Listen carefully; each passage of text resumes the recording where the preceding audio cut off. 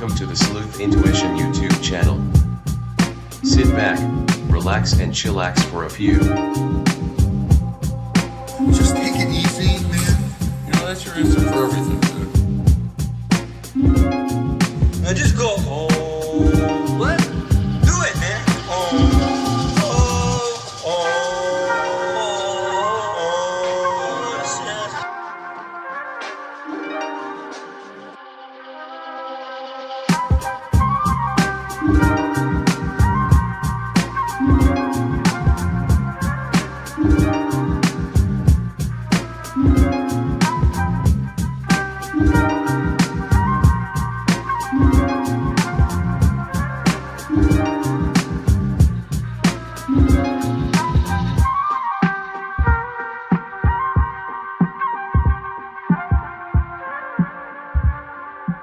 Don't be a scrub.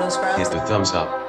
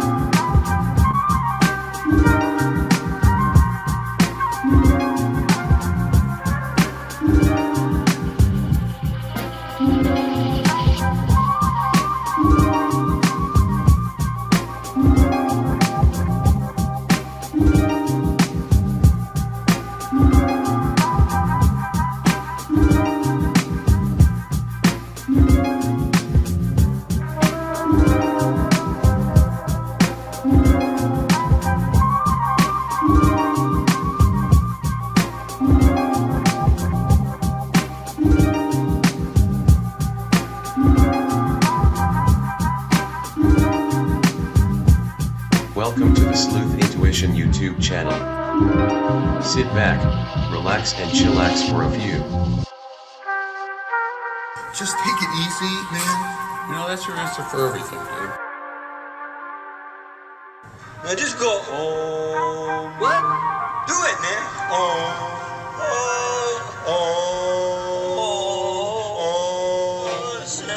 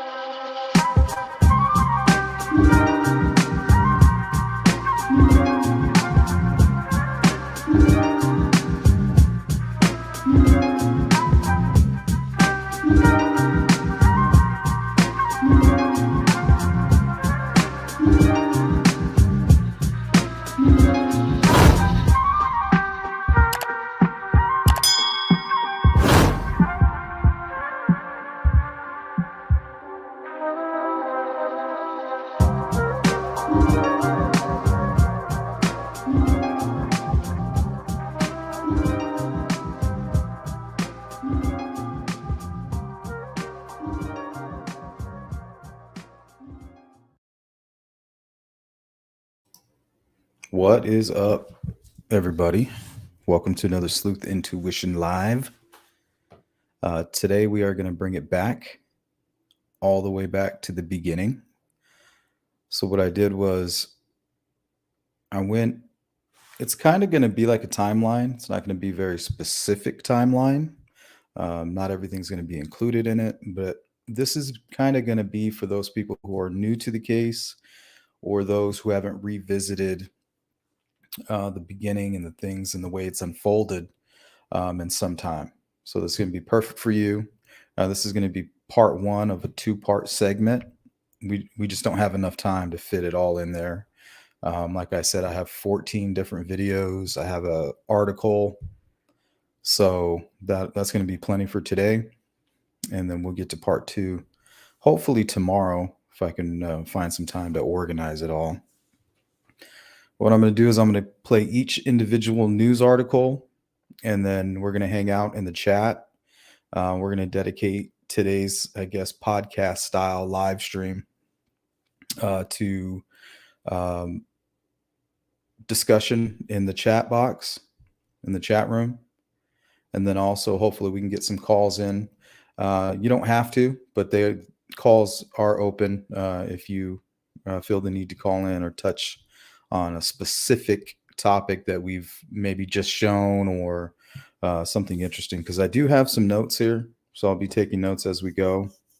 One thing I know I did jot down here, and I do hear the question often, were the girls found against the flow, upstream or downstream? Well, they were found upstream, and that's for those of you who are wondering, which I was also one of those people. I assumed that, but now it's a fact. So, from Channel 13 Eyewitness News. And we'll get a look at weather and traffic for you in a moment. But first, we do want to get to that breaking news from overnight. A desperate search to find two young teenage girls reported missing. Two Indiana families filled with uncertainty this morning. Our Naomi Peskovitz is in Delphi right now, where volunteers searched, Naomi, really late into the night trying to track down these girls. What's the latest on the situation there? Yeah, and Ben and Julia, we've seen people walking into this trail over the last hour or so, volunteers who don't even know the family. Also online, folks are saying they are still out searching, even though it's dark, it's early in the morning, and the official crews, law enforcement, they have stopped their search for the evening, and they'll continue when the sun comes up. Meantime, we want to give you another good look at what these two girls look like. Both of them are 13 years old. They're both 5'4". Libby, or Liberty German, she has short, shoulder-length blonde hair and blue eyes. She was wearing a tie-dyed shirt and black shoes. Abby has medium-length blonde hair and hazel eyes, wearing a gray zip-up sweatshirt and jeans. Folks asking, why were these girls on the trail yesterday? Well, they had the day off from school, so they decided they want to come out to this trail here, take some pictures, have some fun together, goof off a little bit. They were dropped off by a family member. They had a time and a place to be picked up, but when that family member got here, they were not here. They were not answering their phones. They weren't answering any text messages. We did speak with Libby's grandfather earlier this morning, asking him if it was common for his granddaughter to do something like this. Listen to what he said. Because we got a lot of people putting, they're putting their lives on the line really out there. There's some pretty rugged trails in some of this. No, absolutely not. I don't want to say she's a perfect angel, but she's really a good homebody kid. Very, straight A kid, straight A student. She's involved in a lot of things, sports, swimming, softball. And there aren't any lights out there on the trail, but they were near a bridge, and that's where they were taking those pictures. That bridge may not be very sturdy, but even this morning we're seeing some flashlights off in the distance as folks continue that search. Some of those volunteers out here very early into this morning. Meantime, you brought up the question about an Amber Alert. We do want to address that. Carroll County saying they do not believe there was any foul play. They don't have any reason to believe these girls are in immediate danger. And when an Amber Alert is issued, it's because there's been a confirmed abduction. That's why they have not issued one, but they'll be back out here this morning. We'll continue to ask questions and see if they've learned anything else. The best thing folks at home can do, and this is a request from the family as well, is to keep sharing these pictures of Libby and Abby, so that if anyone has seen them, maybe they've wandered off onto another part of the county, they can find them and call Carroll County Police. Ben and Julia. Yeah, very good to know. That's the age of social media. It can certainly be a big help, especially when the sun rises, too. Now, I believe that was at about 3 a.m. on the 14th. So that was right after Mike Patty kind of went home, regrouped, and then came back out. And that's how she was able to get an interview from him, because she was talking to people there at the police station. And that's kind of where they were regrouping at the time. I think following this, they went out with canoes and from the bridge headed back down towards Delphi, if I'm not mistaken.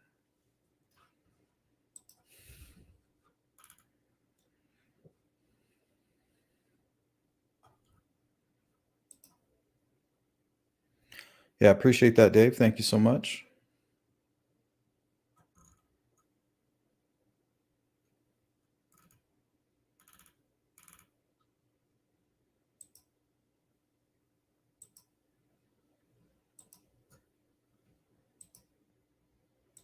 Okay, the next thing we're going to look at is a real short clip. Now, this is everybody basically regrouping at the firehouse. That's where they told everybody, hey, in the morning, meet up there. We'll give you your assignments. And this is at about 8 a.m.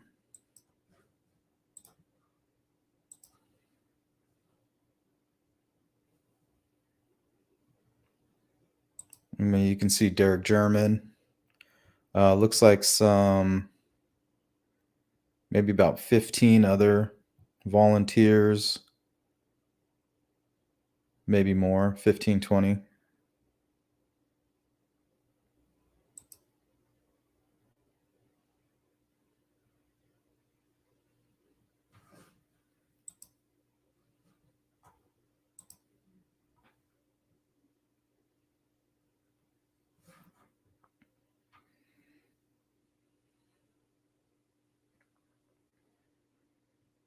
This is 8 a.m. on the 14th.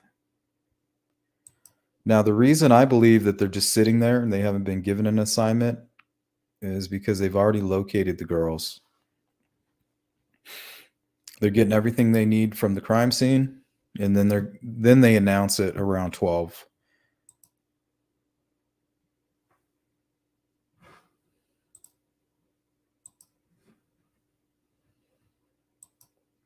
Rose, I believe, from what I understand, an Amber Alert is only issued if it's been a confirmed kidnapping. So they weren't sure what had happened until it was already too late.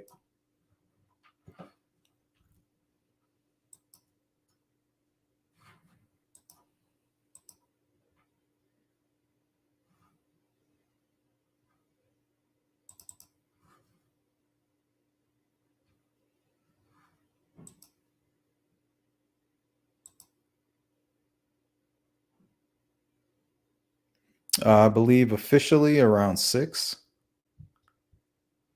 At first, it was just the family around 4:30. And then they got police involved, I think around 5:30-ish, 6-ish. I could be mistaken. Around that time, I know.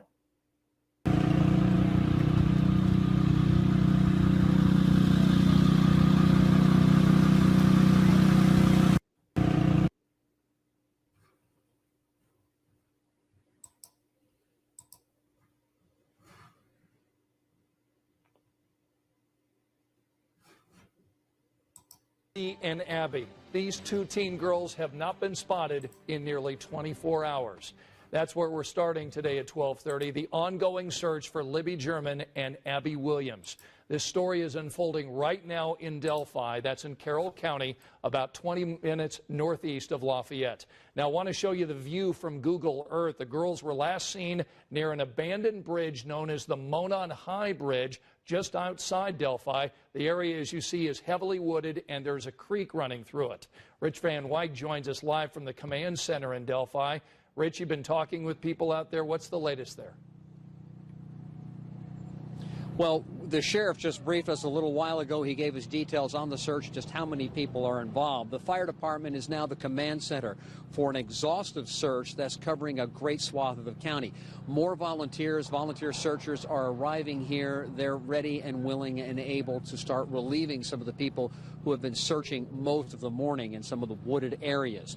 From what we've heard and from what we've seen, there are probably about 200 civilian volunteers working with police, firemen, and others. They're searching woods, streams, fields, and buildings. The area, according to the sheriff, covers 20 to 25 square miles. Some of those areas, I believe it's it tough does, going. Dave. There are steep.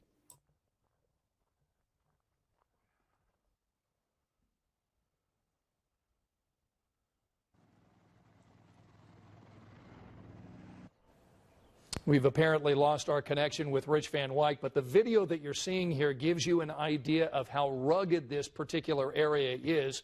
The vantage point that's more than 200 people right now are searching for these two girls. Again, these two girls have been missing since yesterday about 1 o'clock, and you can again see this abandoned bridge here leading through Carroll County and heavily wooded area. And we talked to a family member about what they think. I see it's a small community that everybody pulls together. It's really heart-wrenching, you know what I mean, to see that. It's very touching, very moving. You have trouble looking over there. Yes, I do. Because it's a rough time right now I'm going through. Our hearts. And a lot of people are always asking like questions like, why is Mike Patty always up in front of the cameras? Well, it's not that he's up in front of the cameras. It's the fact is that he's out there and he's at all the places that the media is running to try to get the story. So every time they go to the locations, you know, they see Mike Patty or they run into him. He's not just standing around and then all these people are interviewing him. If you notice him, he's either in front of a police station, firehouse, or on his way somewhere. Go out to the families as this search continues there in Carroll County. We're covering this story on WTHR.com. We've got a lot of information there. You can see pictures of the girls, the search area, all on WTHR.com. And of course, our coverage continues throughout the day.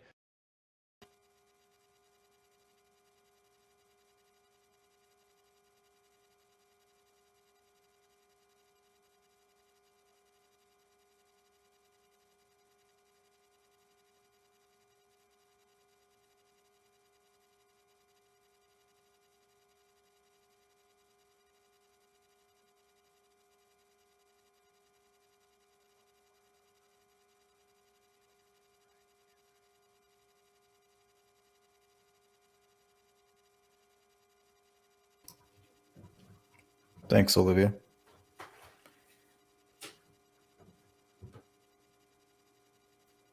So the RTV6 chopper footage is relevant. This is pretty much all the stuff that was going on early on the 14th.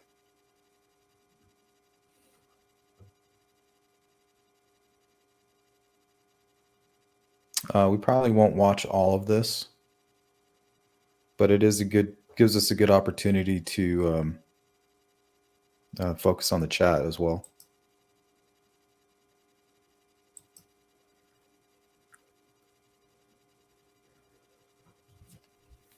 Which man?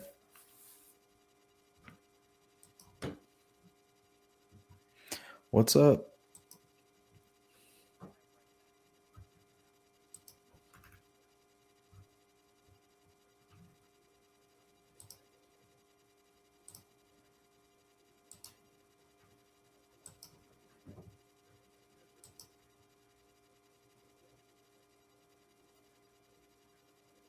Yeah, I believe they did find some footprints, some disturbed ground, a lot of mud. I guess it was very muddy.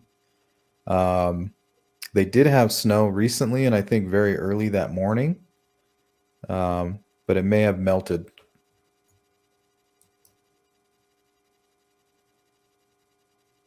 What's up, Marv? Got Marv and Frank in the house. What's up, guys? From Marv and Frank, the True Crime Unsolved Squad. Go support them.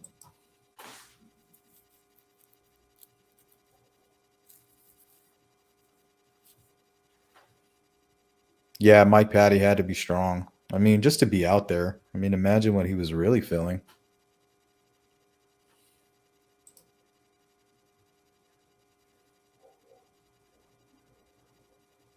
Imagine the holes he's put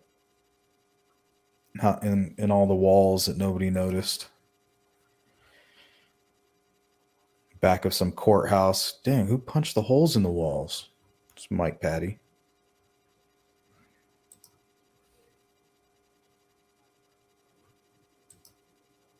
What's up?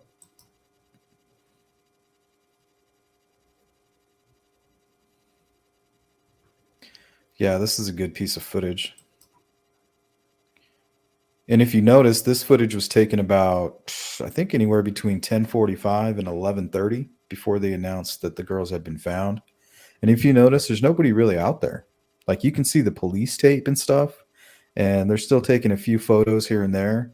But I mean, they've already cleaned up everything. They're gone. And if you see when the camera zooms in near the Mears property, they're just kind of, law enforcement and those first responders are just kind of sitting there talking about what they found and what they heard. There's no urgency. You don't see any searchers.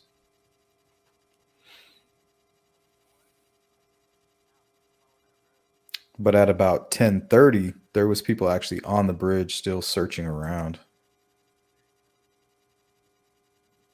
But after that, nothing.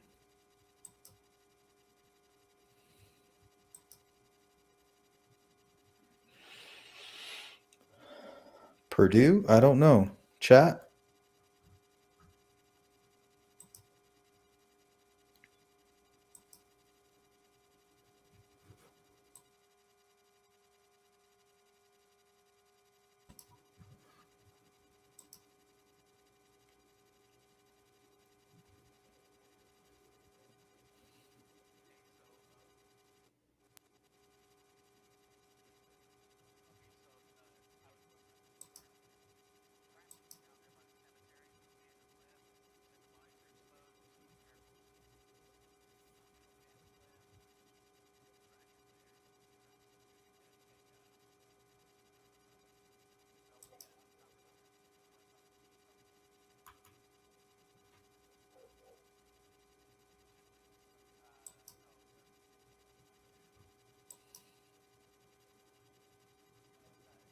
Oh, is he that large male? That large American with the beard? He's got like a big orange shirt on.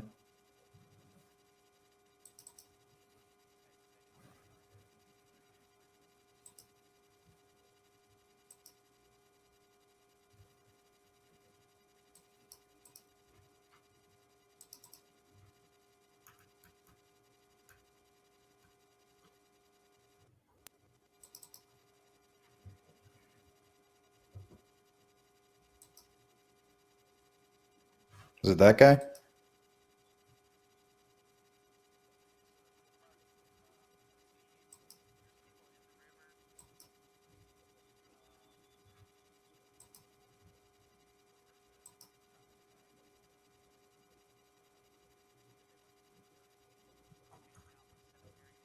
Yep, I think that's him.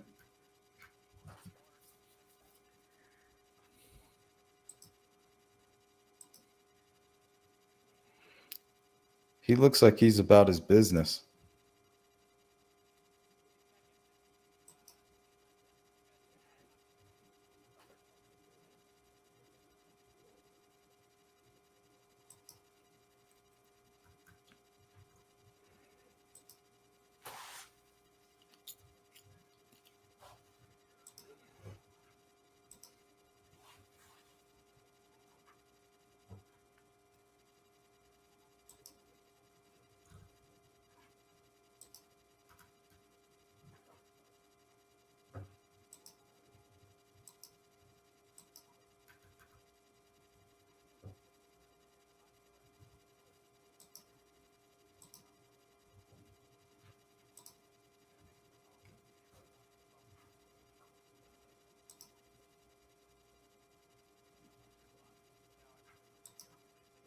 Yes.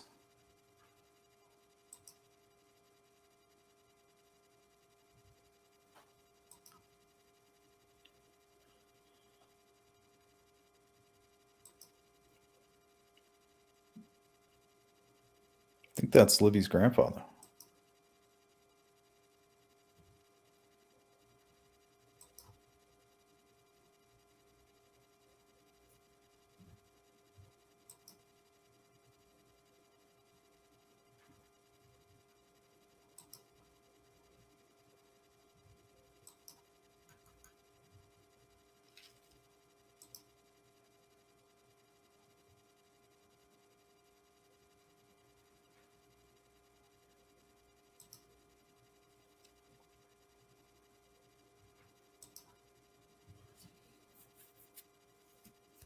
Yeah, they look like photographers. They were actually coming off of the trails. They took a different way off the trail that Jeff Lebowski covers that same path that they took. But yeah, they were probably just finishing up. They were probably at the bridge at one point taking photos and just ended up headed back towards their vehicles. They were probably told to go back.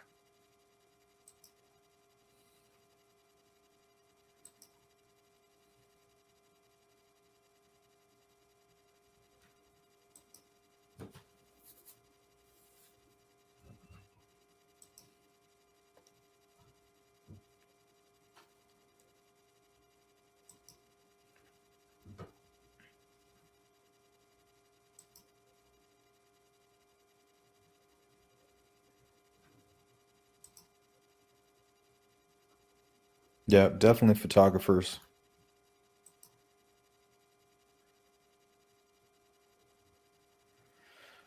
They had some pretty powerful lenses too. So I wonder what kind of shots they got.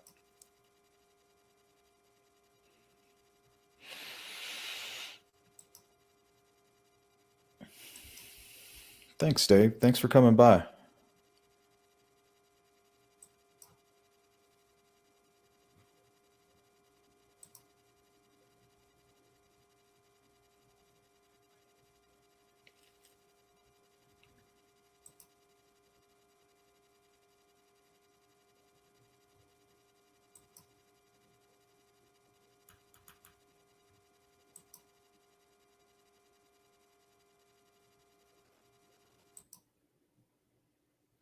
Hey, Lakeside, how you doing?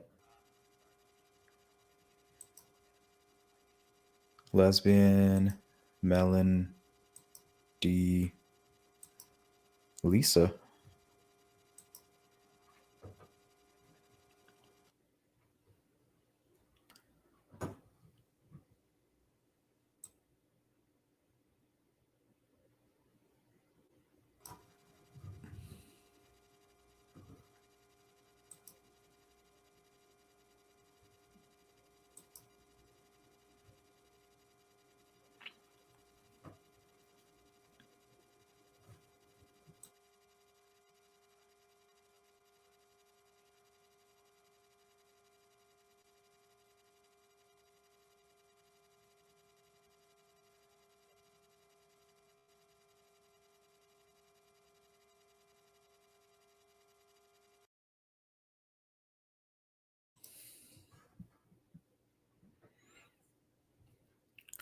Yeah, they're definitely just looking for clues and possibly more clothing or something.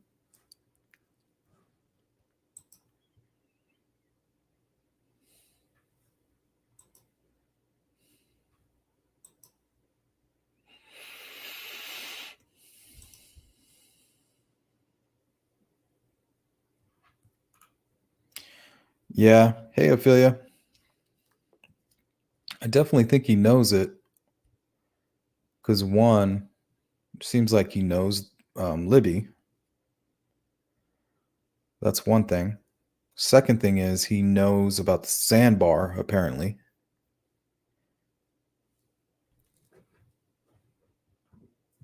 So either he's a hunter, fisherman, young teen that that's familiar with the area.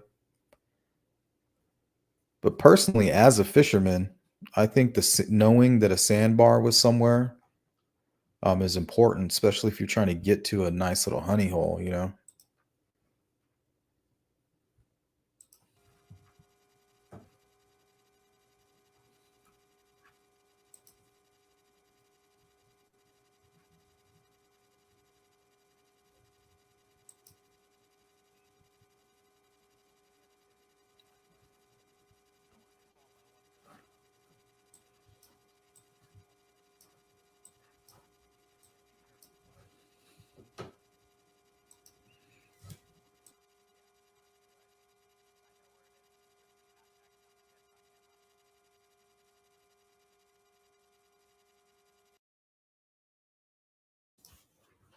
See, and you can kind of see the sandbar right there.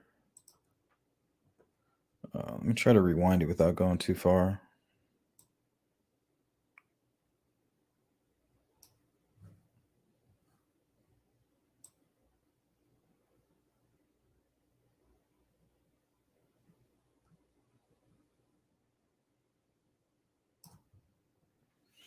I guess you can kind of see it right there. You see where they're standing? You can kind of see like a dark trail behind them. That they're on the sandbar.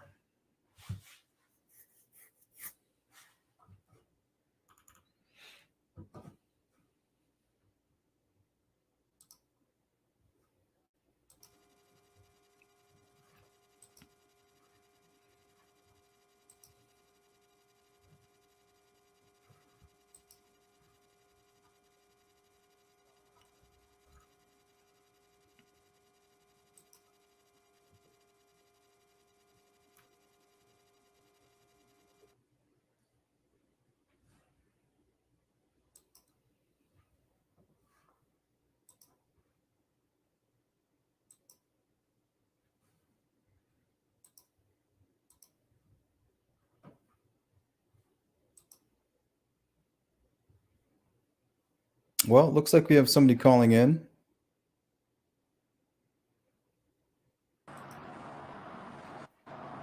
Sterling, are you there? Yeah, Sleuth. What's up, man? How you doing? Good. How are you? Good. We spoke once about a week or two ago. I'm not sure if you remember. Yes, I remember your voice. Yep. Okay, great. Well, I won't be long because I know you got a bunch of clips to show. I'm a little more prepared this time, so hopefully it won't take me too long. But last time we spoke about Daniel Nations. I don't know if you recall. Refresh my memory. Well, I pointed out that a few things. I pointed out that Daniel Nations looks just like the old guy sketch, if you ask me. What I also wanted to say was that Daniel Nations left town after the old guy sketch came out. He fell off the radar, and he went out to Colorado. And in Colorado, he was eventually charged with menacing and threatening people on a nature trail with a hatchet. Yeah, I'm very familiar with that. Right. So once he was arrested, he had a .22 rifle and a hatchet in his car. I don't know if you recall that, but Yeah. what I also wanted to get into that I didn't get into last time was that I'm not sure if you're aware that Daniel Nations, his mother was murdered by his uncle. Yeah, and actually it was Daniel Nations who found his mother's body, and when he found it, it was covered in pine straw. Oh, wow. And then Daniel Nations was also a suspect in the murder of Tim Watkins. That was also out in Colorado on that same trail where he was threatening people. Tim Watkins was a cyclist who got murdered. He was shot with a .22 rifle, and his body was found covered in dirt and leaves. Did you know that? Yeah, I'm familiar with that as well. Yes. Good points. And then, if you believe the David Erskine text, Libby was nearly decapitated, and her body was also partially covered with leaves and dirt and stuff. Mm-hmm. And I just, find all that to be such a strange coincidence that he looks just like the sketch. There's three people possibly in his life or associated with him that are found murdered and partially covered with dirt and leaves and sticks. And it's just something I could, and he also had a hatchet, which seems like it'd be probably useful if you're trying to decapitate someone. I don't know if you can do that with like a fishing knife or something, maybe. But anyway, I just wanted to point out all those things and hear your feedback. Yes. One thing I do want to point out first is that Kim Riley said, hey, we're going to head down to Colorado. And using our investigative techniques, we'll be able to tell whether or not he's the guy. And he also, this is the first time I've ever heard them confirm that they will be using DNA. So I have a video that I'm going to play later towards the end of the show where we'll dive into that again. But also leaves, covering victims with leaves and sticks, somewhat common. Also a .22 caliber weapon, also extremely common, especially in those areas.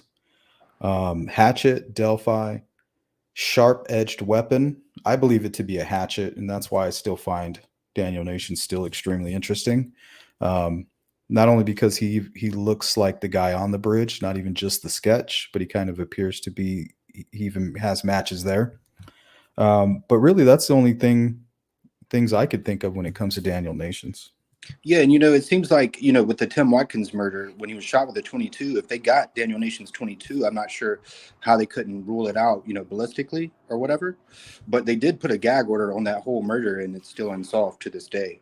Mm-hmm. Yeah, and it's kind of like the whole Garrett Kurtz rate Hainish case, like where they can't. It's all kind of substantial right now, so it's hard to tie those things in when there's not when they really haven't made a decision either way. But I find it very interesting. I find him very interesting. I find the Watkins situation even more interesting. So yeah, Daniel Nations is still there, and that's why I made sure he made today's little list. Great. I can't wait to see it. And the last thing I would say is that last night I was watching or listening to, you had an interview with someone who was thinking about considering tipping in her ex. Is that right? Mm-hmm. Yep. Man, the whole time I was listening, I was hoping it was Caitlin Nations talking about Daniel, but then I did my own little research and it looks like the timeline's off and it's a different person. But anyway, that's all I had. I'm going to drop down. Thanks for having me. Appreciate the call, Sterling. Have a great night. Cheers. Bye. Well, another great call from Sterling. Good questions, and we're going to touch on all of those points here a little bit later as well. I'm the Public Information Officer from the Lafayette Post. Steve Mullen, Delphi Police Department, Chief of Police. Topla, B, Carroll County Sheriff. Basically, we're going to make this, it's going to be short and sweet. We don't have that much at this point in time. Basically, what we've got, we have found 2 bodies.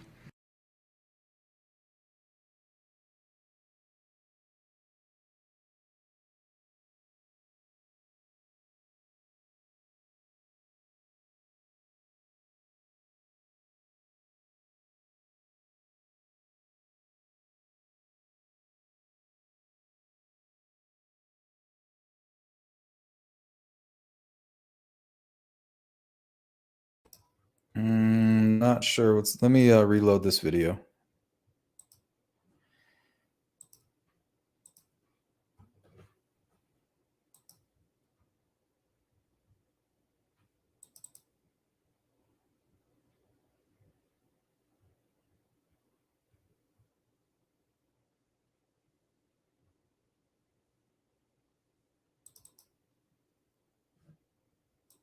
I'm the Public Information Officer from the Lafayette Post. Steve Mullen, Delphi Police Department, Chief of Police.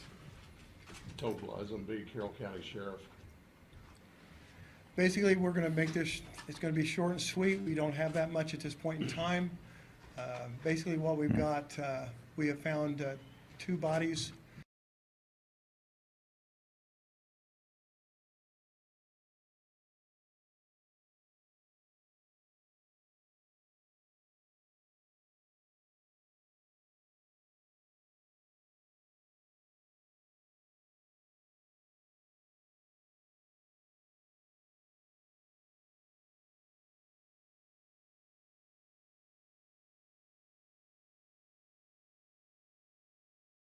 Basically, what we've got, we have found 2 bodies.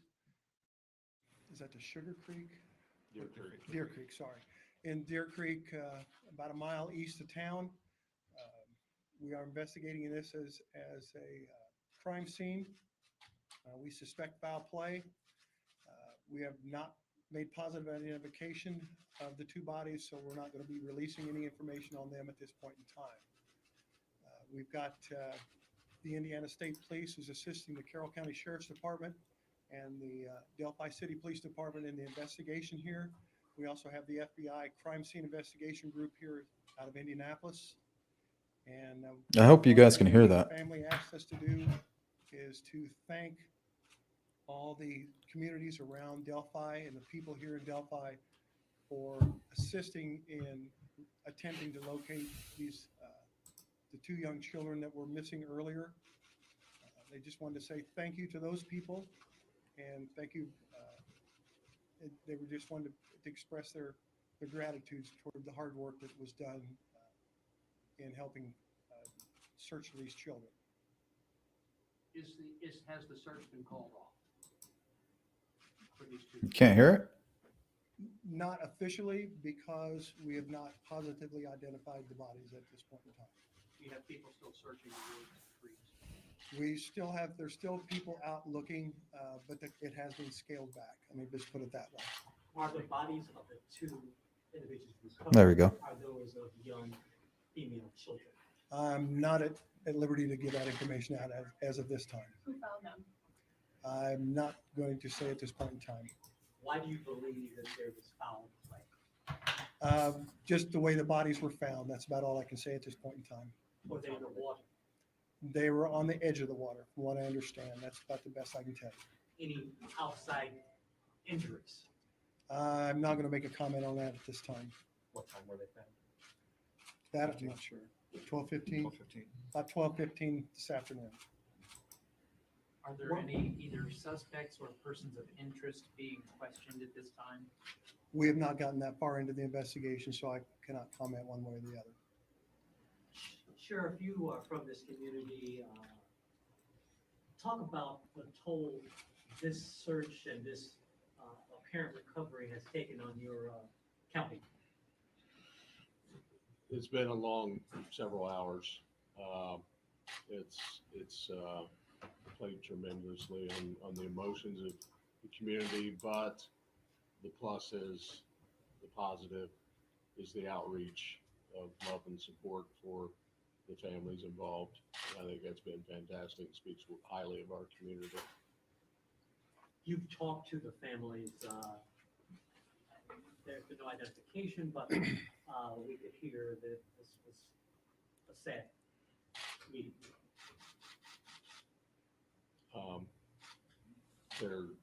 There is some sadness, yes. How long do you think it's going to take, of what you know so far? How long do you think it's going to take to positively identify? I can't speak for the coroner. He's the one that will take care of that part. That's not something I can give you that information at this point in time. How far down was it from the bridge? Downstream? Probably more than a mile, or less than a mile, rather. I'm going to say somewhere between half and 3/4 of a mile. I'm guessing. The road curves back in there, so it's really hard to tell as the crow flies how far it is, but I'm going to guess about a half to 3/4 of a mile back there. It wasn't that far from where the search started. You mentioned hours of searching, hundreds of people. So were they not in plain sight in that area, that it would have taken a long time for you guys to find them? We really don't want to comment on that at this point in time. We don't really want to put out too much information at this point in time. Something I will do, if you follow me on Twitter, I'm going to probably put tweets out approximately every hour on updates. It may be as much as that. I'm just going to say we have nothing new at this time, but I will try to do that for at least the next 4 to 6 hours. How do you suspect, do you presume that these are the two people you were looking for? I really can't comment on that at this point in time. Were there any visible injuries or other signs of trauma to the bodies that were discovered? We're not going to make any comment on that either. I know we're not giving you much. I understand that, but I mean, we're at the baby stages of this case. At this point in time, I cannot release really much more information. As soon as I can, I will be more than happy to put stuff out. Who's the lead investigator? Carroll County is actually the Sheriff's lead. Office. Is it fair to say the search has been drastically scaled back? Correct. I will say that, yes. Sheriff, are you classifying this as a homicide investigation at this stage? It's a death investigation with unknown sources.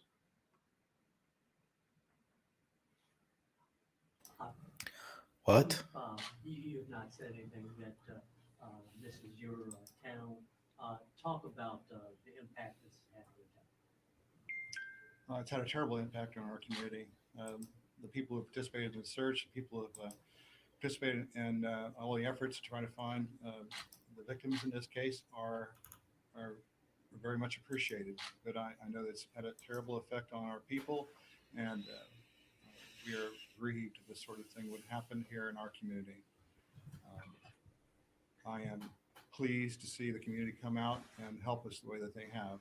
I'm very pleased to be part of a community that has done everything they have done to help us out in this case. Going forward, you're going to do everything. Obviously, you came to find out who was involved in this. I know earlier when we talked, pretty much all the law enforcement's been holding back tears because these young girls and families and the whole search is really taking a toll on you. So are you going to do everything, exhaust every option, just like you did in the search, to find out who was involved in this? Yes.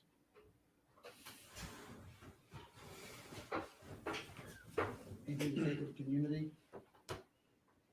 Huge thank you. Yes, thank you for all their help. Should people in the community be afraid right now, based upon what you've seen and you know? Yeah, he's all red. I think people are smart enough in our community to draw their own conclusions about what they should feel and shouldn't feel. Our people are very smart. We have a very good community, and they are very strong. And they are able to draw their own conclusions about this whole situation, I think, quite successfully. Thank you for the question. Because, and the reason I ask is I hear the words foul play suspected. And people might be wondering if there's somebody running around this community preying on people that they need to be afraid of. Yeah, named Keegan Klein. I understand what you're saying. Should they be? I do. I think people are able to draw their own conclusions about this situation, and they are smart enough to figure out what the situation warrants them to think. So that's all we have to say about that. And you said you scaled back the search completely. So the hundreds of people, even they were coming up a little bit ago, can I offer my help? Can I get back out there? At this point, do you guys not want more people heading out in that area? What's the advice for people who do want to be involved in the search? They can continue to help in the way we need the assistance at. I am not at the scene and I'm not aware of what's going on out there at this point in time, so I can't really say what we're going to use them for. We may be just telling them we thank you for your help, and we may just be sending them back. So, you know, again, it's we believe what, you know, you believe what you can, and then we got to go with the truth that we have. So that's what we're working at. One final thing. You started off with a statement about finding the bodies. You said Sugar Creek. Can you say that over again with the right creek? Deer Creek. The bodies were found in the Deer Creek area, just east of town, about a mile from the 3/4 to a mile east of the, what is that? The Freedom Bridge. Freedom Bridge. I know I didn't help you much there, but South from Freedom Bridge or the Monon High Bridge. High Bridge. And I think the reason he said in the creek, because technically where the bodies were found, it was like a spill. It's kind of where technically it is the creek. Sometimes it's underwater and sometimes it's not. It's kind of like an overflow area. I'm not sure which bridges. They're two separate bridges. I know. So The Freedom Bridge is on the Heartland, and the High Bridge is the bridge that's right up that used to be the railroad So bridge. how far from High Bridge? I think that was the last known location. Within probably 3/4 of a mile or so. Okay, and how close were they to the area where they were supposed to be picked up by their relatives? Within that 3/4 of a mile, so.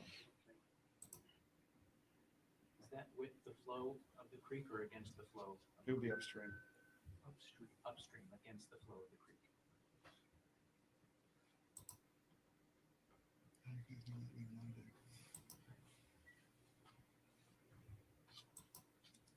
Thank you, gentlemen.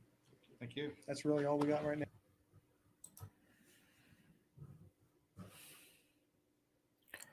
So that was before they even identified the girls.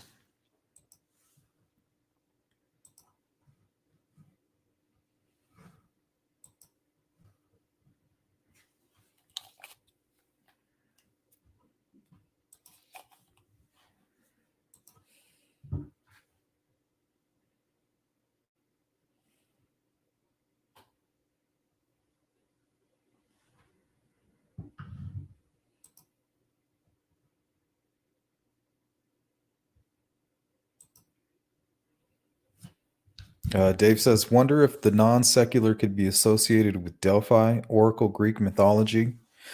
Well, there's rumors of Odinism, heathenism.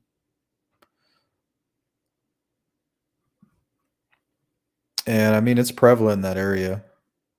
Just like Abby's boyfriend's dad, he's like very open about it. A lot of people are open about it.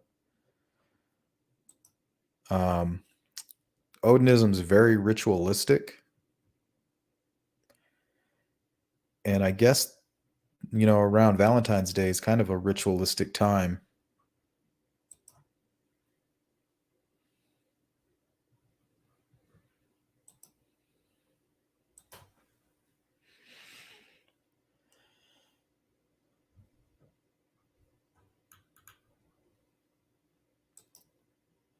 What's up, fangirl? All right, looks like we're all caught up on the chat. Let's keep it moving.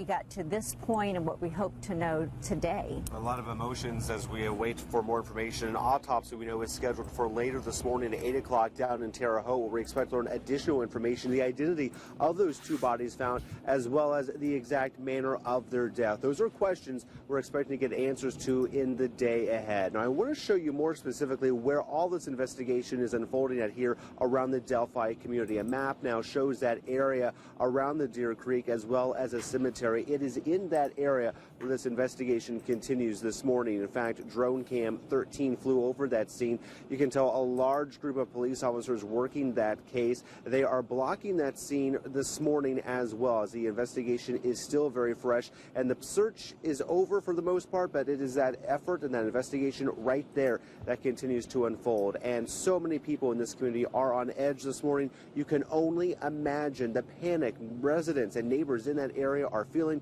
We caught up with one mother who says she won't let her child play outside.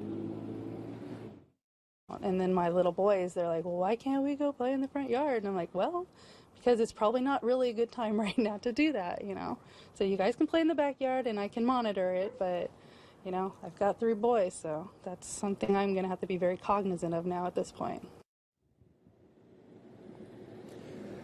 Neighbors in this community say they don't expect crime like what's just unfolded here in the past 24, 48 hours to happen in this small community. It's a town, Julia, of less than 3,000 people. And to sort of show you kind of the small town, the small community feel on our drive up here, we saw a deer outside. So this is just such a very small town and a small community. They think that what's happening is something that only happens in a big city, but unfortunately it's hitting far too close to home this morning. Finding out that it's not an area where the parents felt safe enough to drop these girls off in a remote area, spend the day by themselves.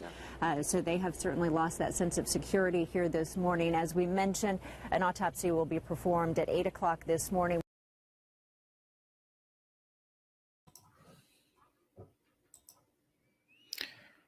Sons of Odin motorcycle gang is in that area. Did they help organize the ride for the girls a few days after the murders? I've tried to look into the motorcycle gang theory. I know that the Hells Angels are heavily involved. Well, I wouldn't say heavily involved, but really the only thing I can find on people doing snuff film and hiring people to hunt other people, you usually got to go through somebody like the Hells Angels, according to what I found online, whatever that means.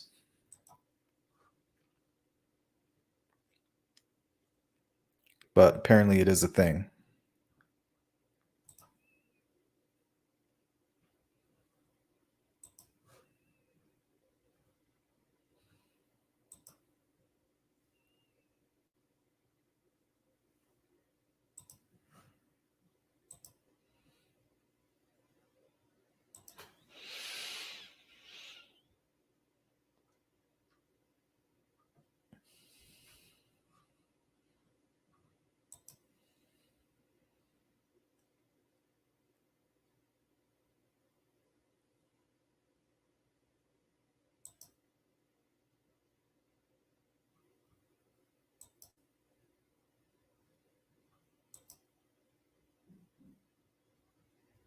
Yeah, it's pretty remote. I mean, it's off a very popular highway, but I don't know if you can actually see the high bridge from the highway. But I mean, Freedom Bridge is like mean, you can't miss it.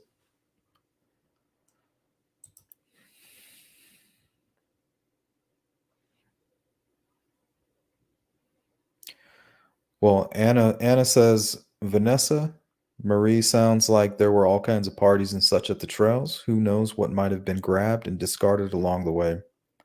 Well, if you go down there and you look at the footage of people that have gone down there, like Wild Adventures with Michael and that whole crew, Julie Melvin, what they did when you go down there, there's tables, there's camping areas. Like if you get close enough to the creek area, you're not on private property. You know, you're on a public easement, so you can camp down there if you do it strategically, maybe even near the bridge. I think if you walk along the bridge, it's there's easement underneath, directly under the bridge, so you're not on private property. So I'm sure people went down there camping, and then you had Hoosier Cold Cases who went down there, boots on the ground, and there was somebody in a tent underneath the bridge.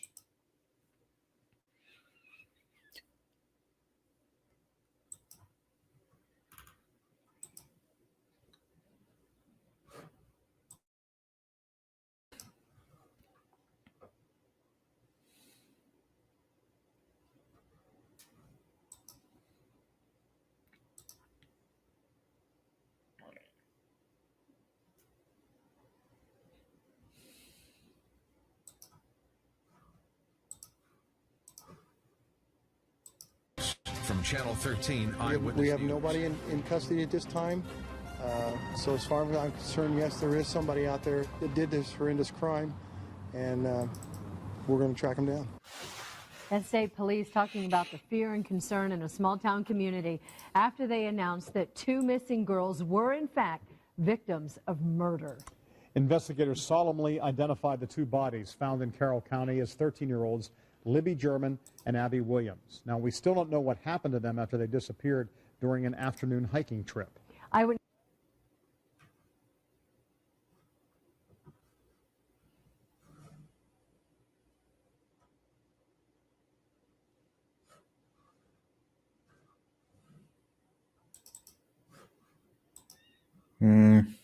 Looks like I'm having some issues.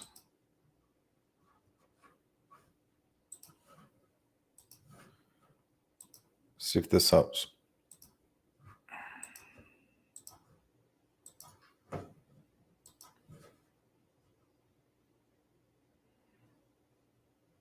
We're going to track them down. That's state police talking about the fear and concern in a small town community after they announced that 2 missing girls were in fact victims of murder. Investigators solemnly identified the 2 bodies found in Carroll County as 13-year-olds Libby German and Abby Williams. Now, we still don't know what happened to them after they disappeared during an afternoon hiking trip. Eyewitness News White begins our team coverage tonight, first with an update on the investigation. Rich? Anne Marie, the autopsies confirmed identities, but how these children were killed, the circumstances surrounding their death, police aren't talking about that. They say they don't want to say anything that could jeopardize this double homicide investigation. For the second day, local, state, and federal investigators scoured over the crime scene.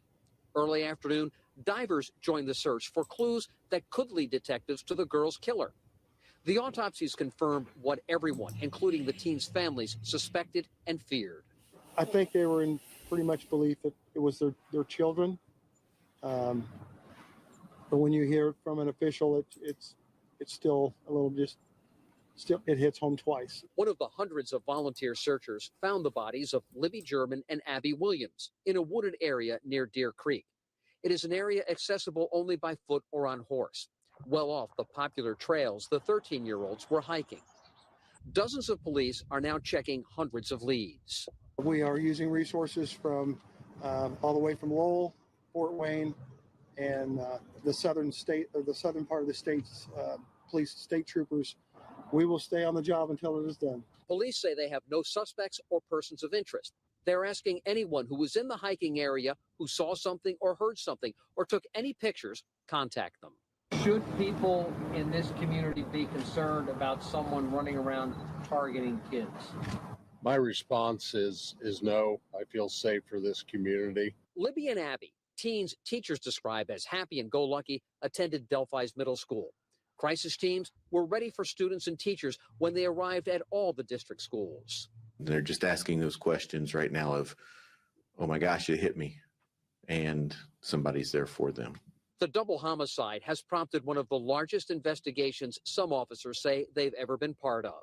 As far as I'm concerned, yes, there is somebody out there that did this horrendous crime, and we're going to track him down.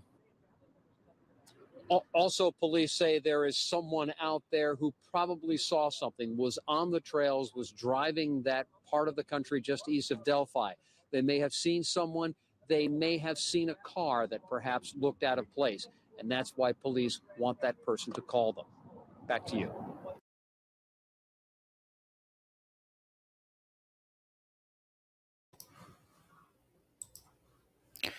Yeah, so this is very early on. They still haven't announced the bridge guy or the audio or anything like that.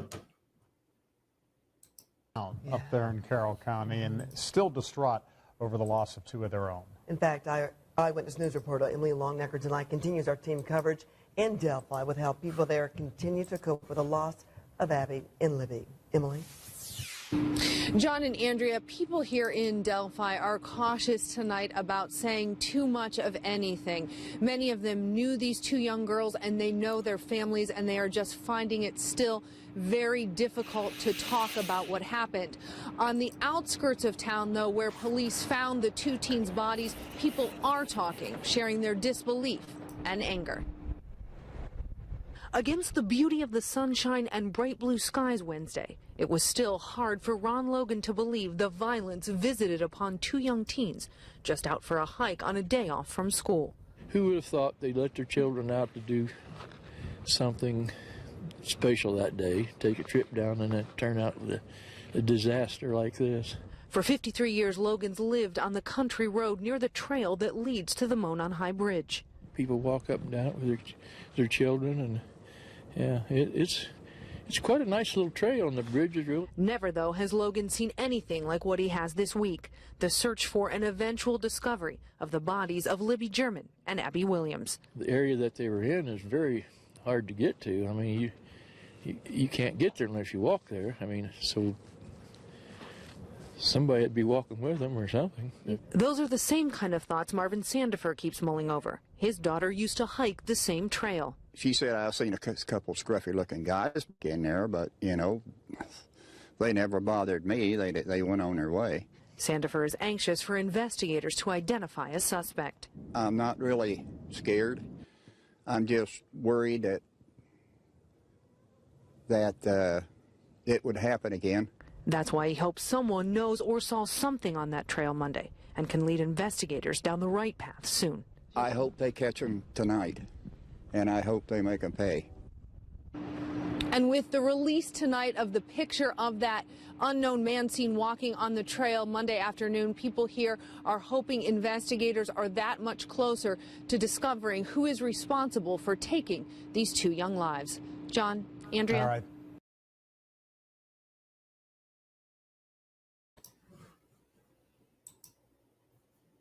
What's up, Dallas?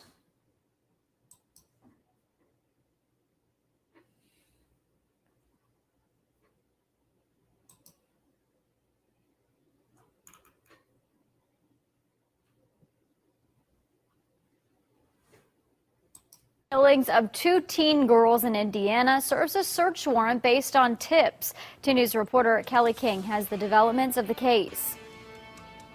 Police say a search warrant was served at a home outside Delphi last night. At this point, no arrests have been made, though, in the double homicide.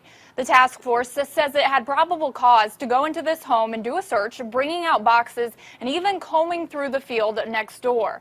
The bodies of 14-year-old Liberty German and 13-year-old Abigail Williams were found Tuesday near an abandoned railroad bridge. The two went missing Monday after hiking in that area.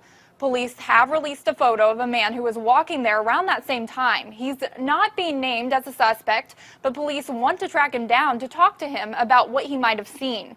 We wanted to basically turn every leaf over that was in that area. It was in a wooded area. we just decided we wanted to make sure that we covered everything, that we looked at everything.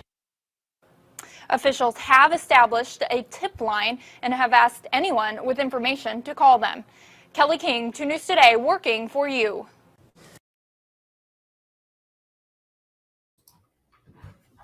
So yeah, that was them serving the search warrant on the Maxwell home on February 16th. The one prior to that was February 15th, where they were speaking to Ron Logan for the first time. And then another news outlet goes back on the 16th and interviews him. And we'll be watching that here in just a second.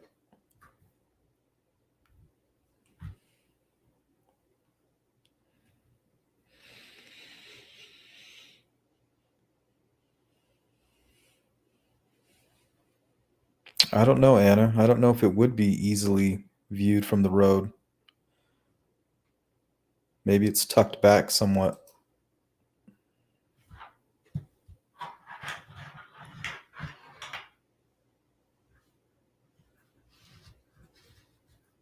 Yeah, some type of ruse. Wanda says, I understand where young people usually respect adults.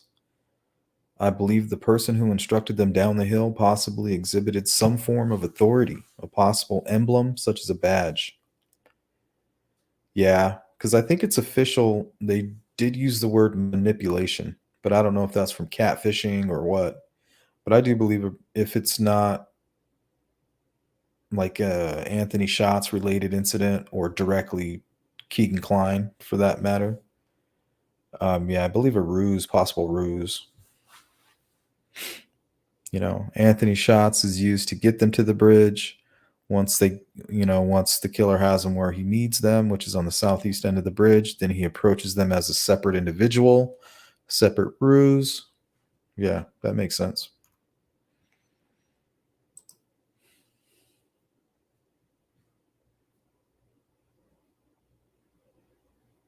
Yeah, towards the back where you always see, like, apparently where Pat Brown's truck is located, or a reddish Chevy.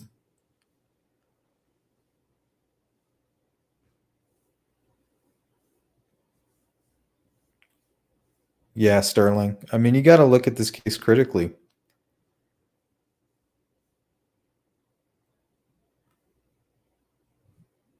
I believe he was even in Indiana, near Delphi at the time, and they couldn't really find him. Or he was checking into a sex offender registration, and it happened to be somewhere near Delphi or within driving distance, I believe.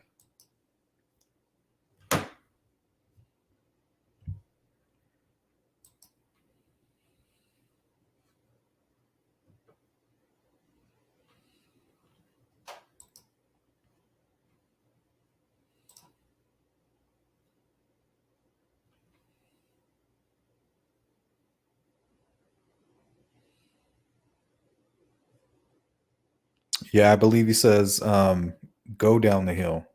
But he says it in a weird way, like, go down the hill. Like, almost like when he says guys, he's like, has the gun out, and he's like, look, hey guys, like, look at this gun, you know? And maybe he's walking towards them, and they turn around, and they're like, well, what are we supposed to do? Go down the hill. Like, duh. You know, like, what else are you going to do? You just want me to shoot you right here or what? He's like, go down that hill. They're like, oh, damn. And they probably take off right there. Or maybe somebody trips. I don't know. Maybe the killer trips. Who knows?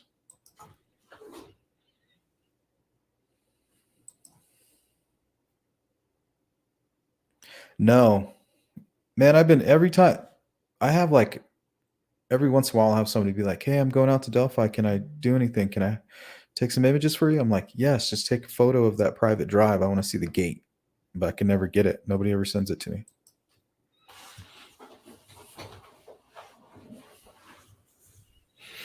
I just want to know how easy it is to kind of get around it. I heard you can just like drive right around.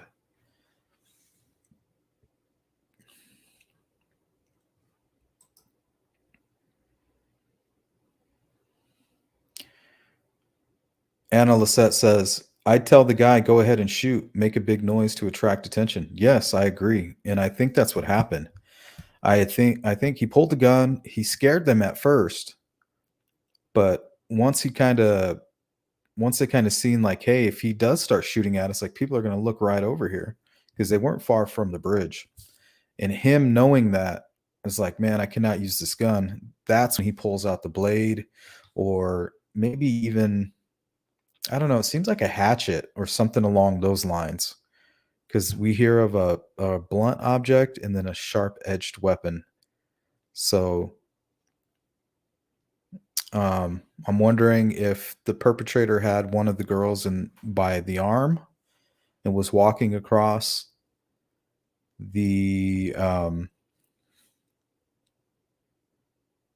right there where the shallow water kind of meets right underneath the bridge. Like, if I don't know if you guys ever seen Julie Melvin's videos, but she kind of walks and you can kind of see the sandbar.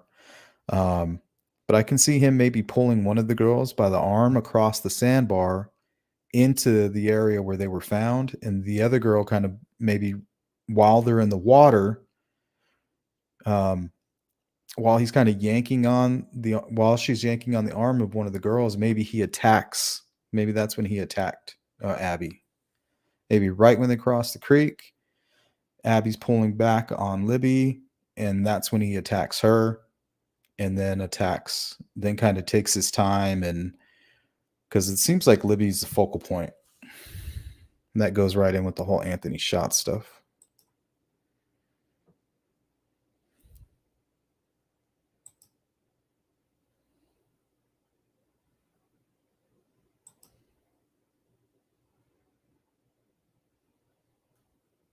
Yeah, like guys, and they're like, oh crap, he's talking to us. And then, he's kind of like, he doesn't have it all the way out pointed at them, but maybe kind of showing it to them sideways a little bit. Like, guys, like, if you don't do what I say, like, look what I got. It's, look at the big scary gun here. And then they're just kind of like, well, what do you want us to do? Go down that hill right there. And it's almost like if the girls didn't take him there, and it wasn't like a mean teens theory where they all went together and then they got ambushed. But if this guy's dragging one of the girls by the arm, maybe that's what they all meant by, they stuck together. She's being dragged, and Abby's like, hey, you need to let go of Libby. Like, what are you doing? He's like, well, she's got to come with me. She's in trouble. She's getting arrested. And like, no, you need to let go.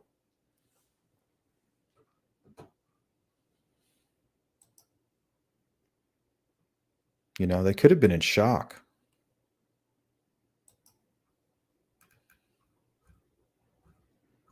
That's something that can happen like right in front of a parent if they're not close enough to their children. There's those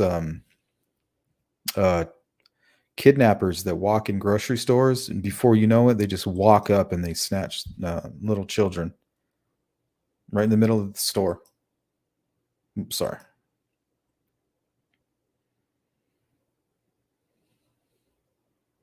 Yeah, but those girls were just out there all alone.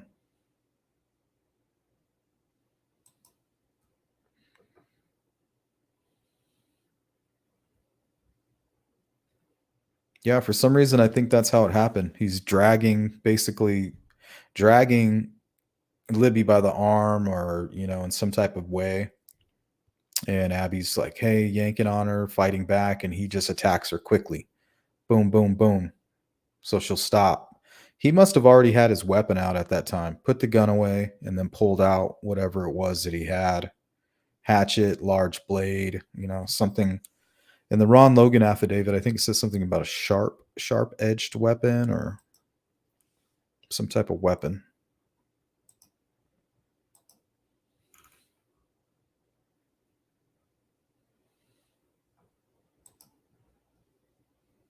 Yeah, I could have grabbed from behind. The only thing is, I'm trying to figure out what would cause the shoe. So if he's got Libby, let's say from behind around the neck, or maybe even handcuffed. Maybe he has them both handcuffed. Who knows? Or one of them handcuffed. it would be easy for him to drag somebody. And then I think the shoe was found right there on the private drive as if it kind of rolled down the hill and landed there. So to me, that seems like he's kind of dragging Libby, and Abby's trying to figure out what the heck is going on. Like, what are you doing? Why are you taking her? You know, we didn't do anything wrong. And he's just like, you know, you're not screaming. I'm going to continue on, you know, until you become a problem. She's like, no, you need to stop doing what you're doing. And then I think right around the time they start crossing the creek, probably is most likely when Abby started to really panic. And I think he attacked her right there. Or attacked them both, who knows?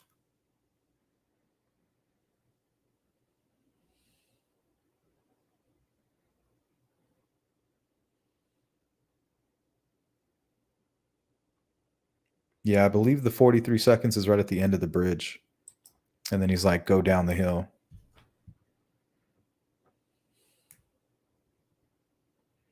Justin says, I was held at gunpoint before. After leaving a store, guy jumped in the back seat of my friend's car, told me to get in or he'd shoot him. I got it out of fear for my friend's life. Yeah, exactly. It's different when you're alone, you know. Everybody from the big city knows what it's like, you know, for somebody to pull a gun out on you and demand something from you, you know. You know, try to take your backpack or something like that at gunpoint, you know. When you're by yourself, you know, you're going to stand your ground. But if you're with a friend or if you're with your, you know, maybe somebody that can't protect themselves, like a child or something, you know, it's going to be different.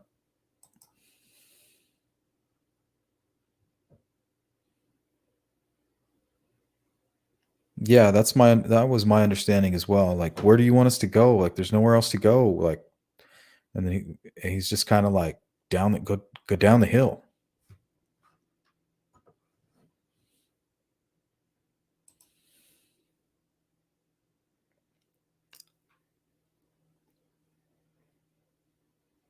Yeah, that'd be awful. Thomas Jerome Bruce, you know, same thing happened there. He had 3 women all under his control, and the very second he didn't have control over one, he shot her. Like, I think he shot her right in the head. I mean, imagine how terrifying. You don't have to, you know, that's terrifying for anybody. You can be the toughest man in the world in that room with Thomas Jerome Bruce, and you're just a little ant. Because he would have been he's a cold-blooded killer.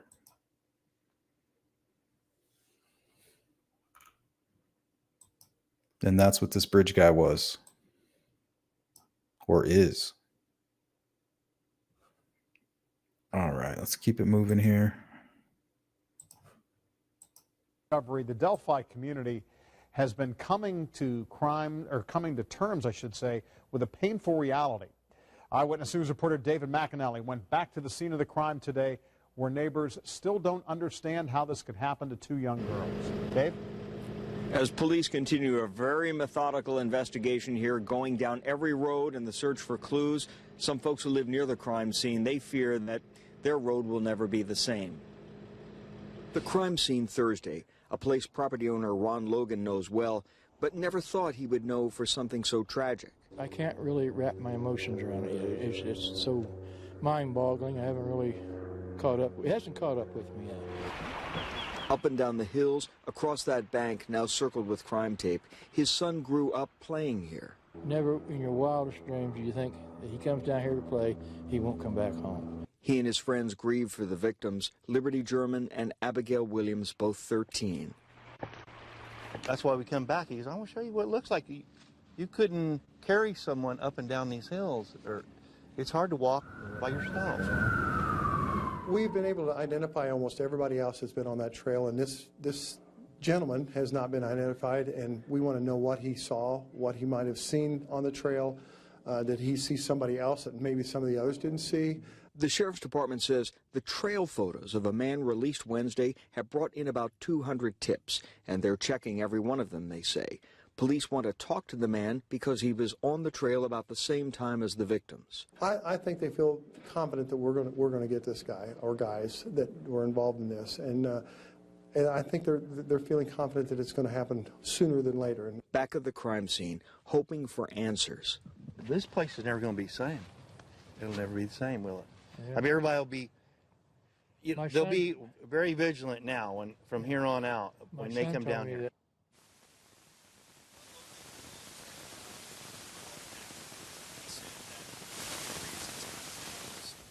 All right, that's David McAnally tonight in Delphi. Now, here's another look at the man police are so desperate to talk to. Again, they have not said he's a suspect or a person of interest. Instead, investigators believe that he is the only person they haven't identified who was in the area at that time. Now, if you were in the area that day or you know anything that could help solve this case, police do want to hear from you. They've set up a new tip line for information about the murders of Libby and Abby. All tips should be called into that number, and you can remain anonymous. You see it right there on your screen. The number is 844-459-5786.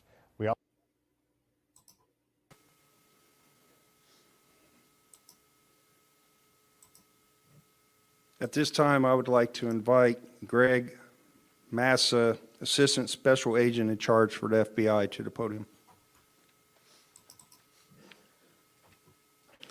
Good morning. As the Assistant Special Agent in charge, my role is to supervise and lead the FBI's criminal investigations across the state of Indiana. 9 days ago, we had an agent that was participating in the search for the missing victims. Did you guys hear that? They were actually serving a search warrant on another case over in Kokomo. When I was doing a video on Kokomo, I covered that. So they were doing an investigation on child pornography, which is funny, and how it relates to this case. So what a coincidence that, you know, they happened to be right there in Kokomo when this happened. And from that moment until this morning, we have stood shoulder to shoulder with our law enforcement partners here. The FBI plays an important support role in this investigation, this joint investigation. I'm very humbled by the response that the resources that are under my direction have brought, and hopefully the contributions that we are making. On any given day, we have 20 FBI agents that are here providing investigative help, whether that's running down leads, conducting interviews, helping with lead tracking system, providing intelligence analysis support, providing technical assistance. Every night I update our FBI headquarters to our Deputy Assistant Director, and as the Superintendent mentioned, this has been briefed to the FBI Director on 2 occasions. So whatever resource that the FBI has available, whether it's here in the state of Indiana or nationally, we have brought those resources, and we will continue to do so. We were committed to working around the clock, as we have been over the last 9 days, and will continue to do so until this case is solved. To the members of the community, when I met with our behavioral analysis unit and in their expertise and their experience, it is oftentimes even unwitting that a member of the community may have information that is germane to this investigation. And I'd like the community to go back 9 days and go back to the afternoon of February 13th. Let's go back to this comment real quick. Ann Lissette with another good, I guess, statement here. When a creep approaches, if he is talking, you keep listening, trying to make sense of what makes no sense. If he talks enough, you don't think about screaming till it's too late. Well, the thing is brings us back to the dark triad, right? And the sociopaths, the sadistic types, you know, these animal abusers, these arsonists, these unfortunately victims of abuse of their own at a young age, which is unfortunately the same thing that causes, you know, bedwetting after certain ages. So it's just this whole traumatic misery, you know, kind of being spread around. Oh, thank Candace. Appreciate the support. Thank you so much. So yeah, it's just kind of being spread around, and what we see is that they can kind of predict this kind of stuff nowadays. Monday, February 13th. And just think, if you had an interaction with an individual who inexplicably canceled an appointment. Oh, it looks like this video crapped out too. Let me do this.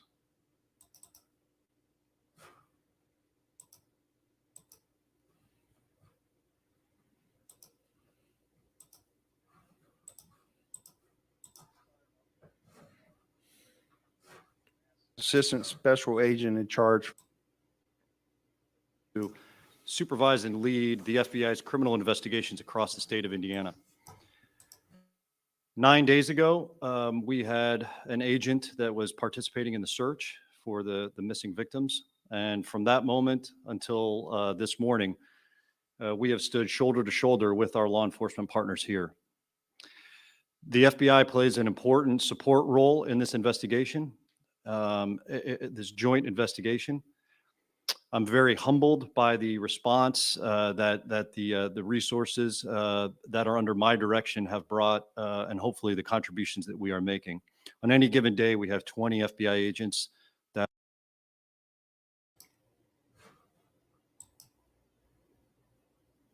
Yeah, so that kind of brings me, I guess I can make my point. Colt Heron says, I guess you're right. Both of these things could be at play. She could have screamed, not screamed out of fright, and then didn't want to scream for help, so he won't hurt her. Makes sense. So what I meant to say, or what the point of what I was saying in regards to the dark, the dark triad is, people who are sadistic are very charming. They can be extremely charming. So even if he's this creepy guy with really bad intentions, he could be extremely convincing. So if he can be convincing enough just to get you down the hill, all he has to do is just a little bit further. That are here providing investigative help, whether that's running down leads, conducting interviews, helping with lead tracking system, providing intelligence analysis support, providing technical assistance. Every night, I update our FBI headquarters to our Deputy Assistant Director, and as the Superintendent mentioned, this has been briefed to the FBI Director on 2 occasions. So whatever resource that the FBI has available, whether it's here in the state of Indiana or nationally, we have brought those resources, and we will continue to do so. We were committed to working around the clock, as we have been over the last 9 days, and will continue to do so until this case is solved. To the members of the community, when I met with our behavioral analysis unit and their expertise and their experience, it is oftentimes even unwitting that a member of the community may have information that is germane to this investigation.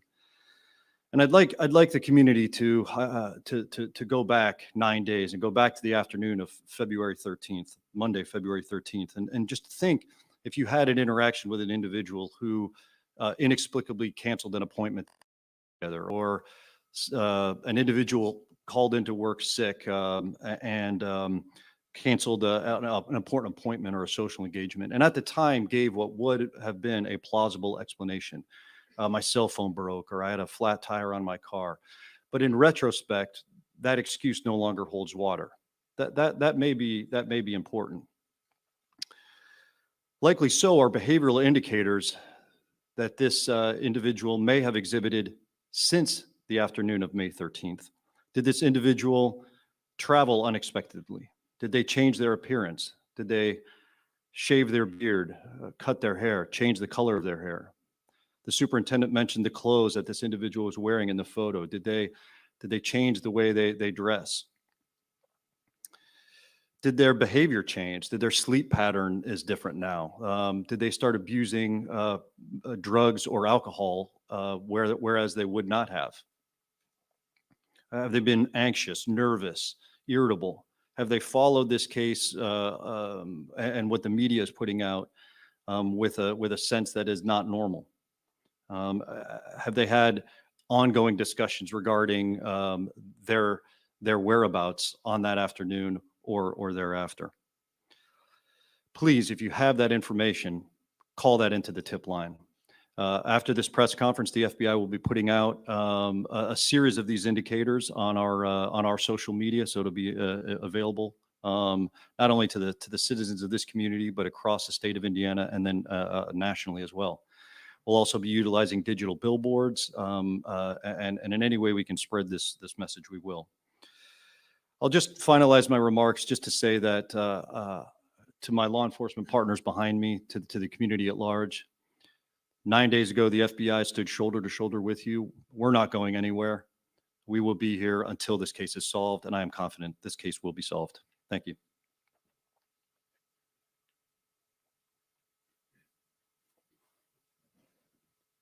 At this time, I would like to invite Captain Dave Burston, Chief Public Information Officer for the Indiana State Police, to the podium. Thank you, Tony. We do have some new information for you today. It's in the form of an audio file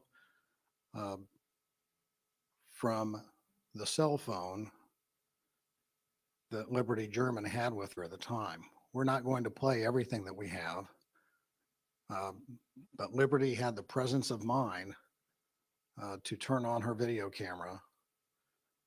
Again, we're not going to be able to share everything with you, but we are going to share this audio clip with you momentarily with the hope that somebody will recognize this voice. And I want to be very clear that what you're about to hear is just 4 short words. Excuse me, 3 words. Down the hill. Nope. You're going 3, to hear this then 4. played 4 times. The audio quality is not superb, but there's enough there that somebody could recognize this person's voice. And as Superintendent Carter said, not to rationalize away. If you hear this today and you think, my God, that sounds like fill in the blank, call us. Make an anonymous tip. Tell us who you think it is. Let us investigate it. If it's not the right person, they'll just be out a little bit of time and they'll be cleared and they can go on and they'll never know that you called. But you may tell us who the right person was. And you could be the person that helps us to solve this horrible crime. Micah, play the clip, please. Would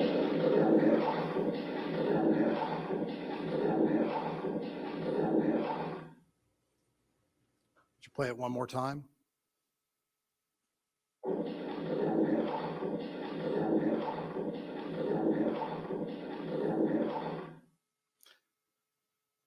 So that audio clip later today will be available on the Indiana State Police website. You can simply go to our website and add the extension /delphi.htm. There will be information on that website that talks about the reward that is being collected now. Sergeant Slocum will talk more about that, the amount of money that's been raised towards solving this case. And really, money shouldn't be what drives somebody to help solve this. Just a sense of community and wanting to help and to get this person off the street. The image that you see there of the suspect, that came from Liberty's phone. I think many of you had speculated that before. We weren't prepared to discuss it at the time. We have more video. We're not releasing it. It's germane to our investigation. And it's important that we spread that person's voice far and wide for somebody that will recognize who that is and will call us and tell us.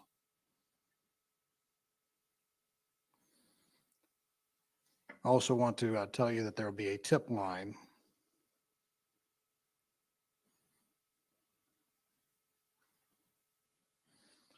There's an email tip line. I'll spell it out for you, and it'll be on the website later, but if you want to copy this down, tips can be emailed to ABBYANDLIBBYTIP@CACOSHRF.com. That is Abby and Libby Tip at cacoshrf.com. Phone number, email, call the Delphi Police, call the Carroll County Sheriff's Department, call the state police. Help us to capture the person responsible for these murders.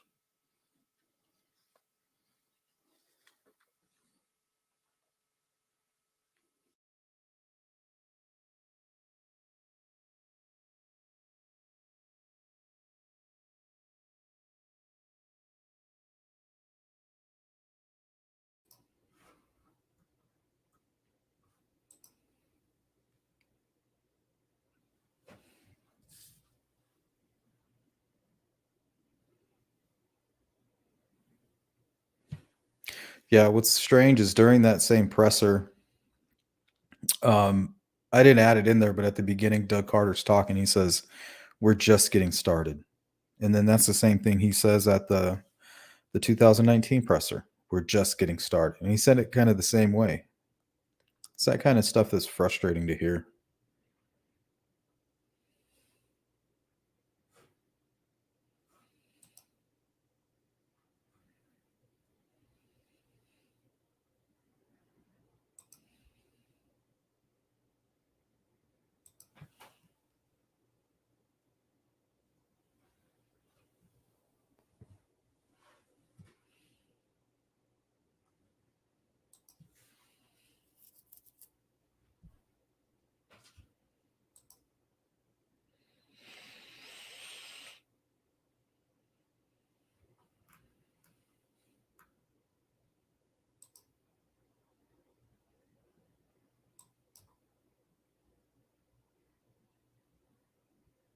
No, with Ron Logan. What's up, Jeff?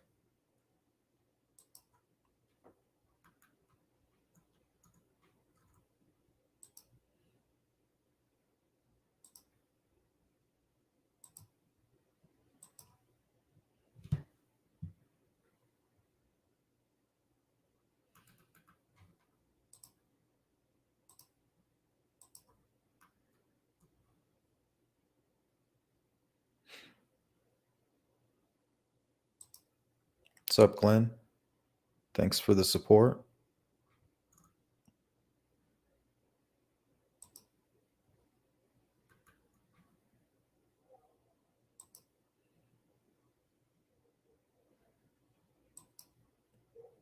Okay, so that presser was February 22nd.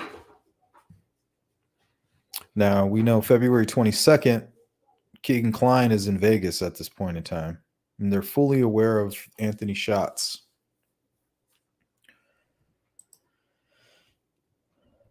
Because of the ski mask incident that took place on the 20th. They're probably just piecing it together.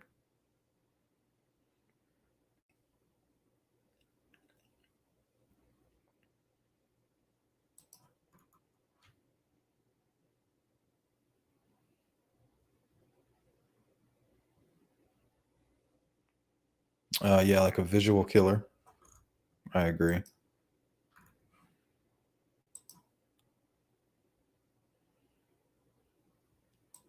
Same region for sure. And maybe that's why they think he's local.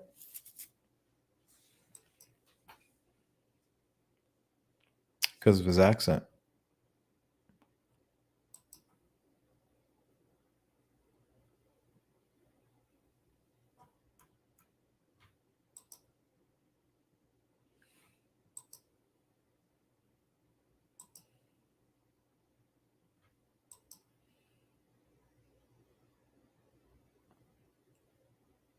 Yeah, it's possible. They definitely dangled him out there. And Kim Riley, in the video that we're going to see here in a minute, he talks about going to see Daniel Nations and going to other states. And he says, yeah, we've gone to other states, to interview people before. And that made me think of maybe Friend One in Las Vegas or something like that. I'm just not sure about it yet.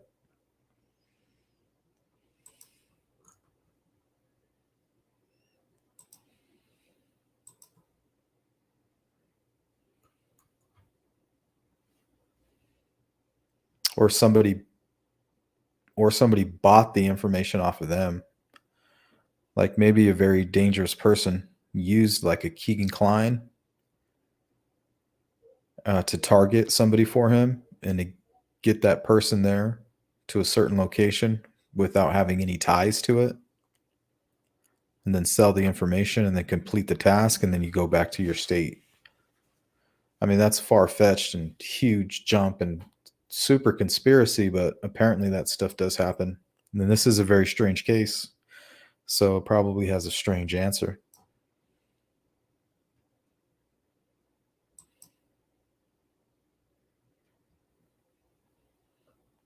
Yeah, if there were two people, could handle those two young girls very easily.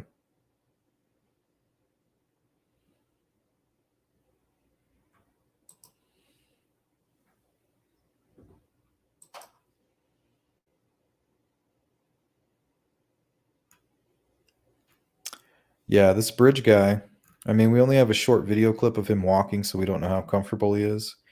But I believe he has a cigarette in his mouth. You know, looks like both his hands are occupied, and he's walking with a lot of weight, you know, kind of like you would just walking down the street. He's not tiptoeing. He doesn't have his hands out, trying to keep his balance, and he doesn't seem too concerned. But like I said, that could be just for that split moment. We don't know.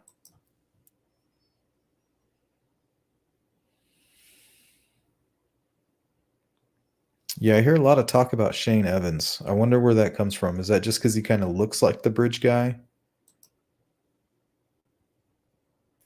I mean, they got to know where he was that day, right?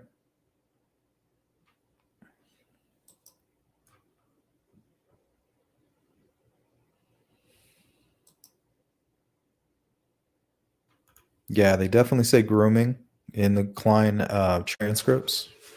Says we got the grooming, we got the Anthony Shots money, the pay account, or the money account going into the account. No, the Anthony Shots money going into an account, something along those lines.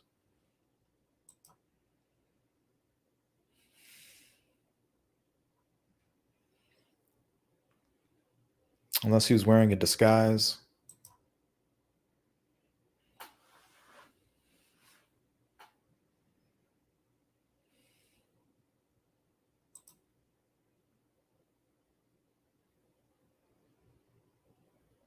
I hope so.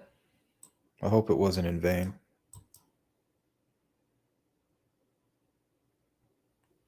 Yep, this huge pedal ring, quote unquote.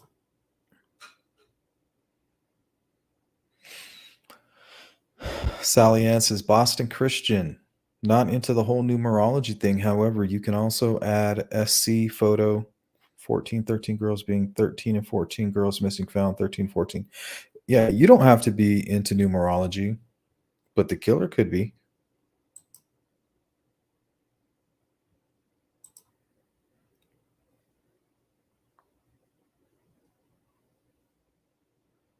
Yeah, and I agree. I guarantee if I ever went to that bridge or when I go to that bridge, I'm sure I can cross right over it.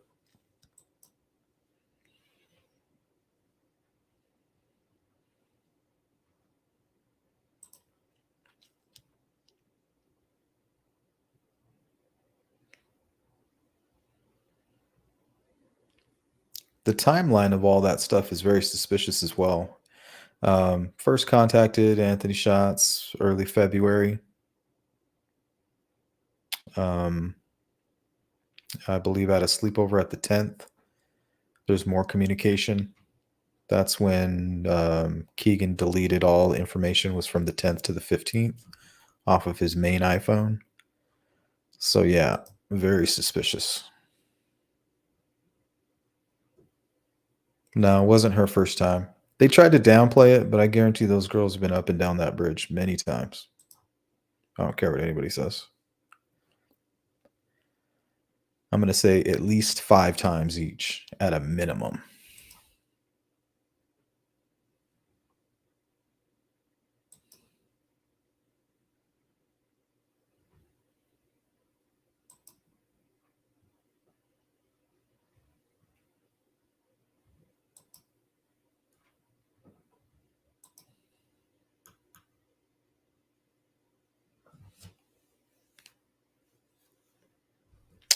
I think this is in regards to Shane Evans. Glenn says he apparently canceled appointments that day and came late to the rescue scene. He shaved right after the murders. He looked so guilty at the presser. He now works for the DA his uncle was busted for. Yeah, if it's Shane Evans, that he would have to be extremely sophisticated, you know? So I just don't see somebody that sophisticated committing that type of crime, Seems a little sloppy and reckless. Unless he did it under a time crunch. I mean, I just don't see any motive. Is he known for attacking people? Sexual assault against minors? Solicitation, anything?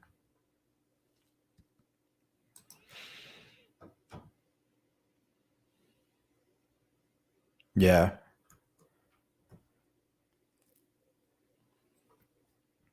Yeah, and really all you got to do is get him down the hill, maybe put one in handcuffs, and then from that point on, like you're in a very, very bad situation. You're in a pickle at that point in time. And one of the girls, I'm assuming, had to make a decision at that point. And I think when she sprung into action, I think the killer's response was very swift and just deadly, like very quickly. Just boom, boom, boom. And then it was back to his target. That's the picture that's painted from the Erskine texts, anyway.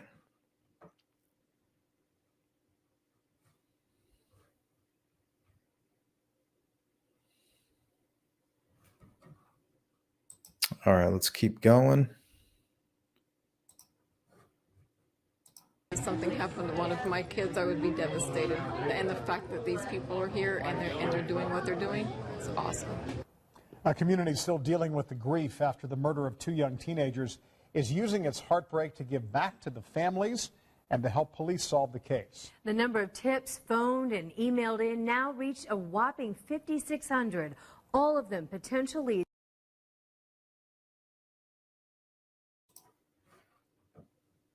Here we go again.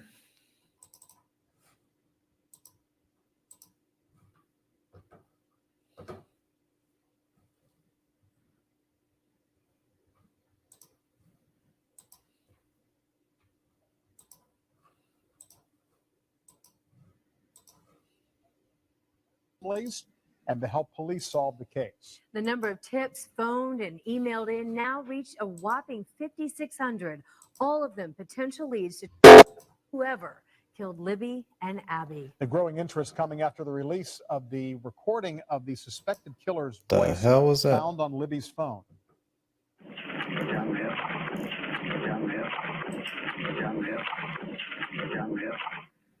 The other major clue is this grainy photo of the suspected killer walking along the trail. Tonight, Eyewitness News reporter David McAnally is in Delphi, where people are doing whatever they can to help find justice for these 2 girls. Emory, a very busy weekend for the police as they continue their investigation, but also they have to get ready to move. The task force on this case, they're pretty jammed in here at police headquarters, so they're going to move over by the courthouse to a bigger space. From outside agencies, walk High Bridge Trail, getting more familiar with the crime scene and what's become a national manhunt. With the wind coming up, and a storm coming in. Pray for Delphi, and on the other side, Abby and Libby. Teens wear the bracelets and the t-shirt made by a victim's sister. And just before the rain, a careful walk out on the old bridge in the building breeze. And everyone would just come out here just to get away and, clear our heads. And now it's just you come out here and it's very sad and emotional.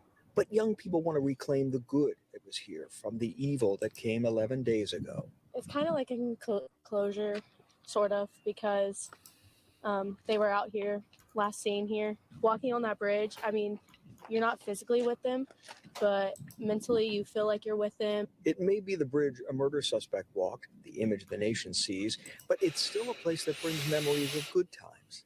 It would give you a lot of memories. And just maybe just come out here and just give our thoughts to them and tell them to look over us each and every day. And every day of the last 2 weeks, neighbors have looked over each other here. I have lots of childhood memories from here. My grandparents. Sherry and Michelle Nichols drove in from Logansport, giving stickers to police made by Michelle's drag racing sponsor. But when it's a little community like this, and it's like, why are there monsters out there that would do such a thing? Here are the stickers they were working on, and we look around and, well, there's the family again. Here from Logansport for a pizza fundraiser for Abby and Libby at Delphi Pizza King. So you had a large pepperoni? Just one of multiple efforts here to boost the reward in the case now stands at $50,000. Some drove up from Indy. Brought my family with us to just try to help out somehow, 2.5 hours. $35.79. My heart goes out to them. I pray to God they catch whoever did this to them. Nourishing pizza tonight. Spiritual nourishment is planned for Monday. An organizer told me that they plan to do a prayer walk around Courthouse Square at 8:30 Monday morning. They say they're going to pray for the police because while other people can go about their daily lives, the police have to stay focused on the horrors of this case. Back to you, John and Anne Marie.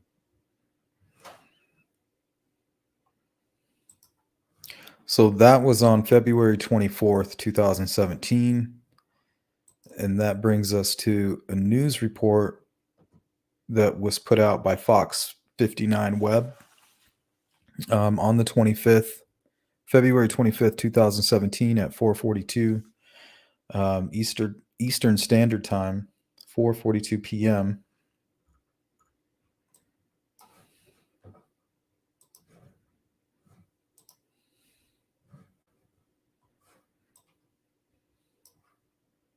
So this is right when the Kleins returned.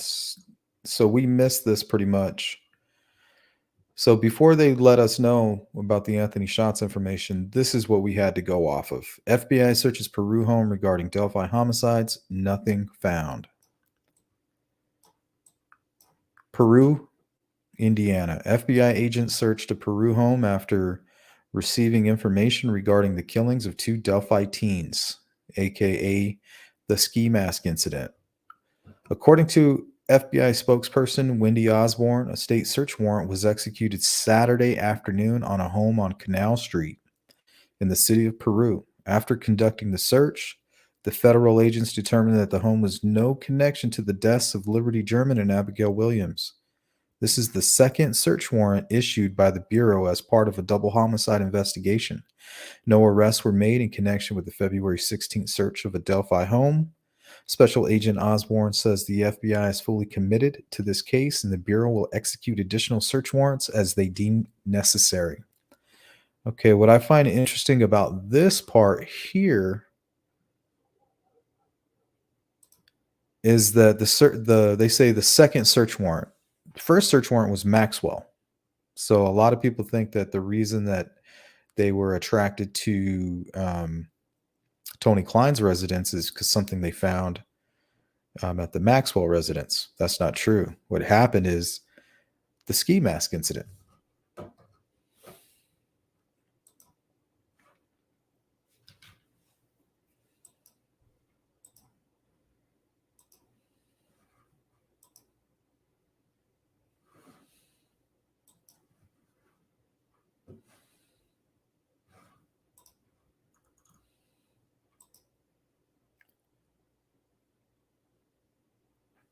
$20. I mean, it would have to be like around over an hour. They were underneath the bridge from the time, if Erskine is correct about the time of death being 3:30 and the girls going down the hill at 2:13, that's a long time. How are they quiet for that amount of time? What was going on? Did they cross the creek quickly? How were they able to, if not, how were they able to spend so much time under the southeast end of the bridge without being seen? Considering that, Cheyenne and all those people, McCain, were all around the bridge.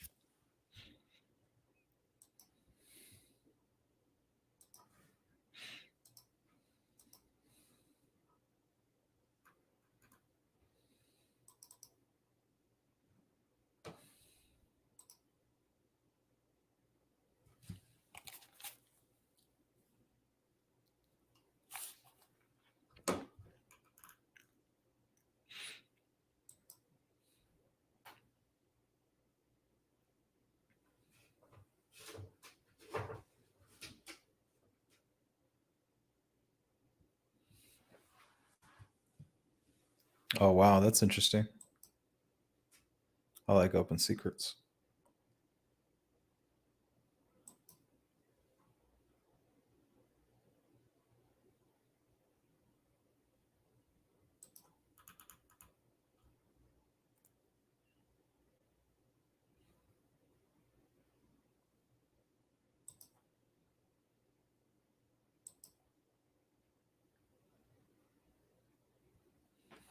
Wow.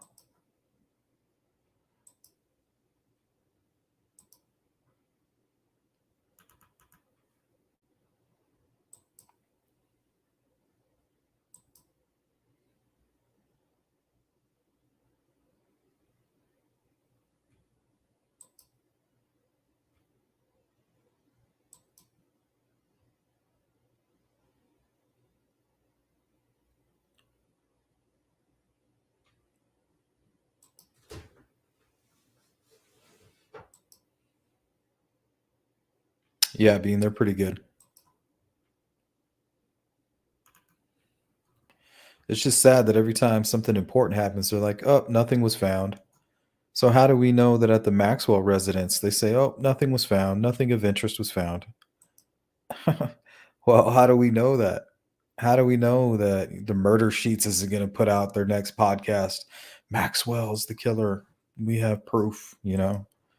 Or look what we found in the affidavit. I mean, you just never know.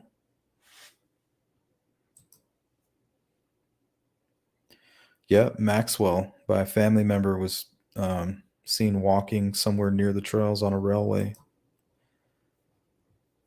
That is true.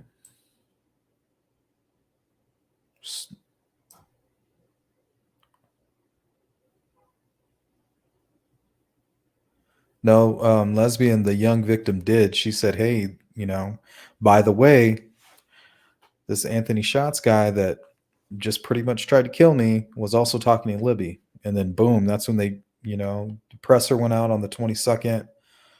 They served a search warrant. 'Cause maybe they felt that the information they had, like the voice and the video and all that stuff, maybe they thought it was going to be a closed case, open and closed.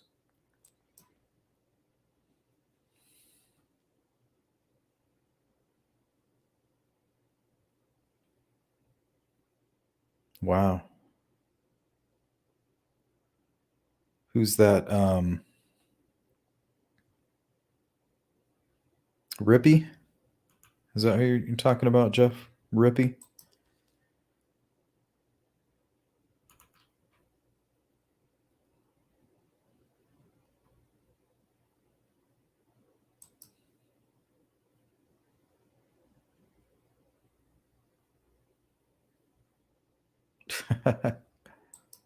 That smells like money. Smells like pig shit. Nope, that's money. To somebody, it's a lot of money.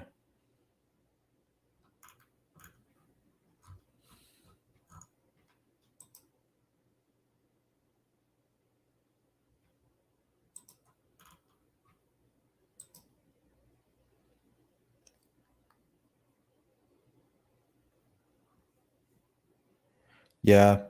It seems like serial killers most likely would have a job where they're traveling.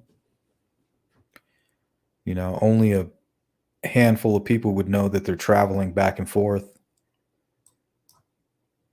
You know, a slight deviation from a plan, you know, into a neighboring state wouldn't be too difficult, especially when they could easily sneak out of a hotel or something like that.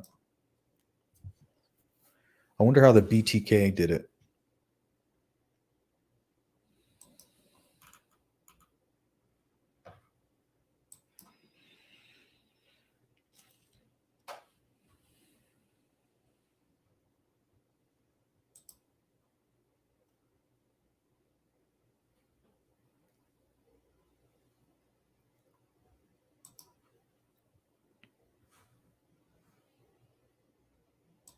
At 6 o'clock starts now.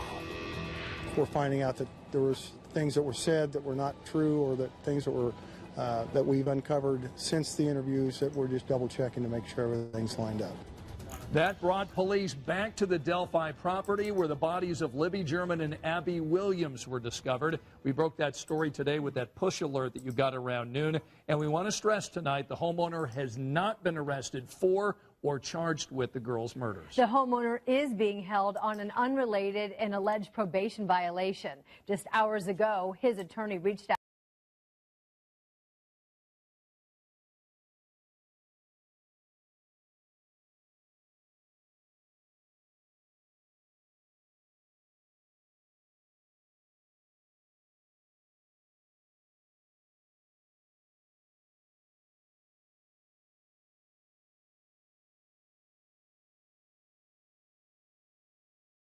The bodies of Libby German and Abby Williams were discovered. We broke that story today with that push alert that you got around noon. And we want to stress tonight the homeowner has not been arrested for or charged with the girls' murders. The homeowner is being held on an unrelated and alleged probation violation.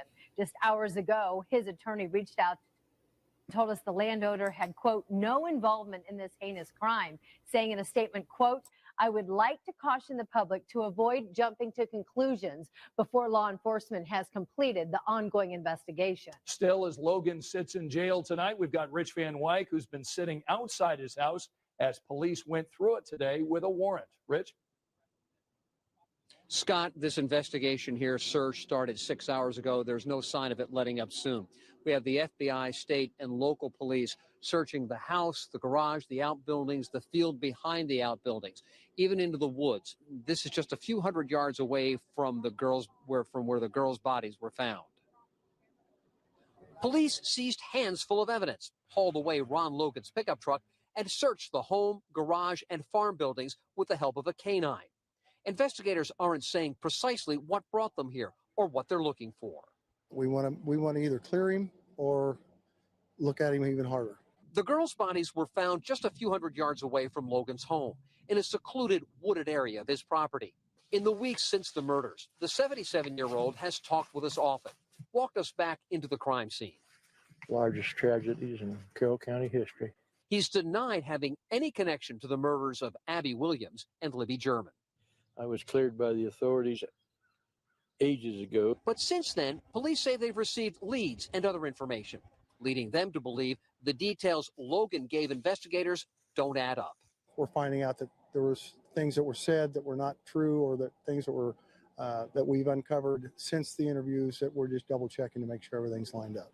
Police arrested Logan earlier this week on an unrelated probation violation.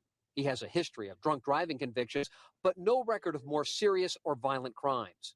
Investigators warn against drawing any conclusions. Since their investigation began 4.5 weeks ago, they've conducted dozens of searches, interviewed scores of potential suspects, and given some of them polygraph tests. They've made no arrests. We've done all kinds of things to other people, and it's all part of trying to clear them and try to get them to either be more of a suspect or to get them clear out of the picture and get them cleared, and so they can move on with their lives. This investigation, this search, though, certainly has people talking. Earlier today, one of the victim's grandfathers drove through here as people were getting set up for the search and blocking the road off. Emily, you've been talking to him. What's he been saying? Well, Rich, we know from investigators that when the public hears from family members, namely Mike Patty, Libby German's grandfather, the number of tips goes up. They surge. Patty has said it could take only one tip, the right tip, to break this case. So we reached out to Mike Patty today to ask him what he thinks about investigators being back at this property here today. Here's what he had to say, quote, my reaction is I hope the investigation, wherever it takes police, leads to the arrest of the person or persons involved. Now, investigators say with this latest development, the searching of this property, more tips have come in again today. And a frequent mantra among investigators about solving this case, Rich, has been today is the day. Of course, we had this massive search that's still going on today, but no arrests. And Emily, I think this is a surprise, and it is extraordinary to be searching an area that is so close to a crime scene that is over 4 weeks old. You'll be following the story tonight. When there's something new, we'll put it online and, of course, on the night beat.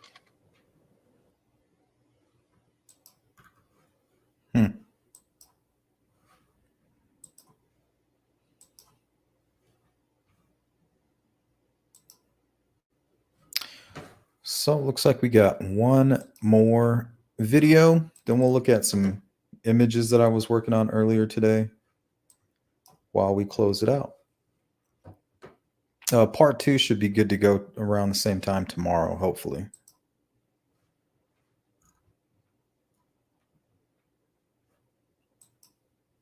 Jennifer McCamick?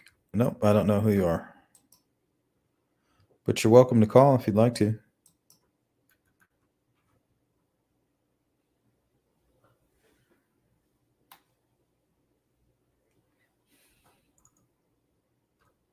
Unless you're the Jennifer that's has a, what is it, relation to Judge Fouts?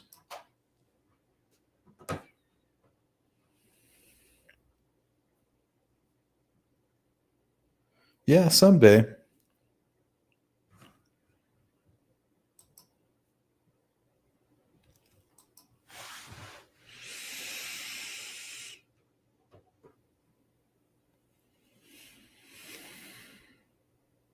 Yeah, I looked into the whole Zion case. It's that young Hispanic military guy. I think they had DNA as well. I'm not sure.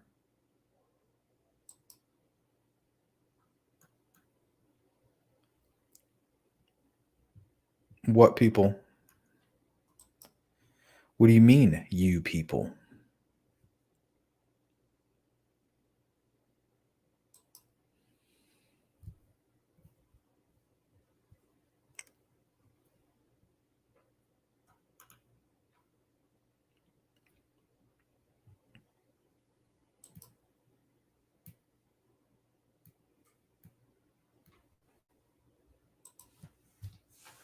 Absolutely.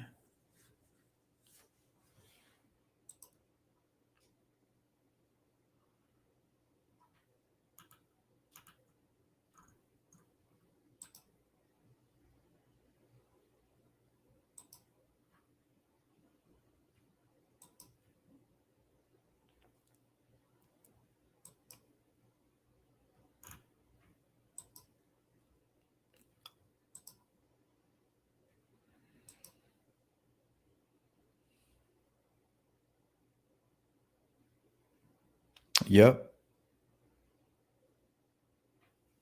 Largest pedal ring in Indiana history, or that Indiana has ever seen. Curtis, yeah, that's what I thought.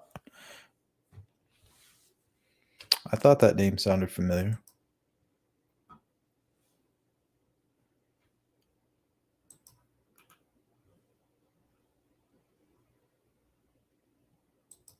Shout out to Sunny Justice.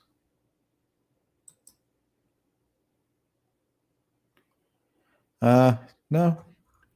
I think it's better if you call. We don't need any. I don't need to be catfished while I'm covering a case that's involving catfish. That wouldn't be very smart.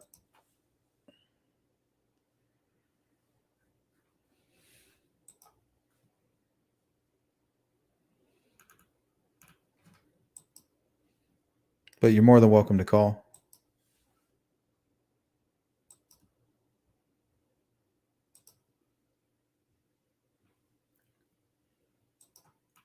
But you got to be quick.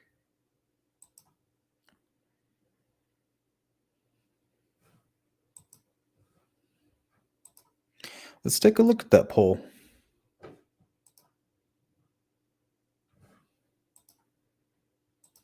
Thanks for reminding me.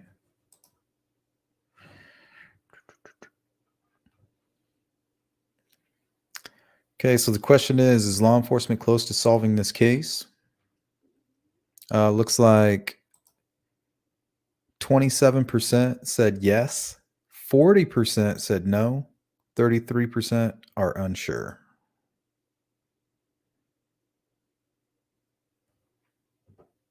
I say yes. I voted yes.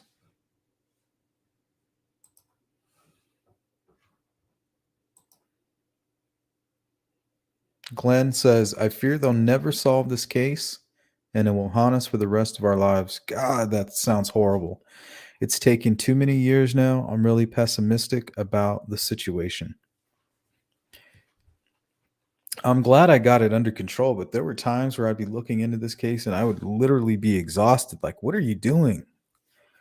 Like, why are you even looking at this stuff? Like, why? Next day, I'm back at it even harder. It's like, yeah. Well said, Glenn.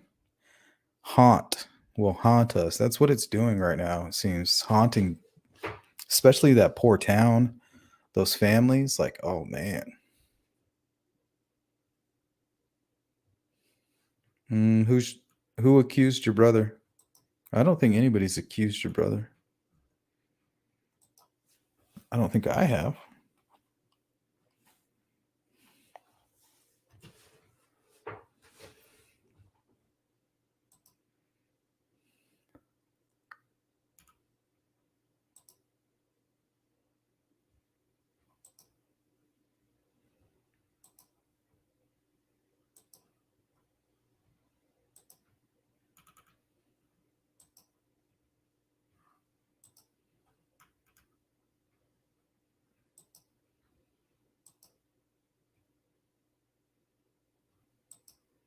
Yeah, they're tough.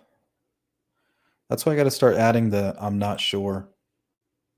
Because I mean, it's okay to not really know either way, or even having to,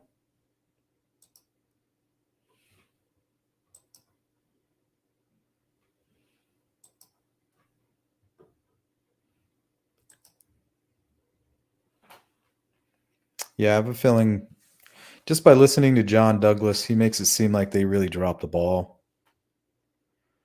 Like they're trying to be all secretive, like, oh, we got Ron Logan and then there's just Anthony Schatz. It's like, I don't know, maybe they did drop the ball.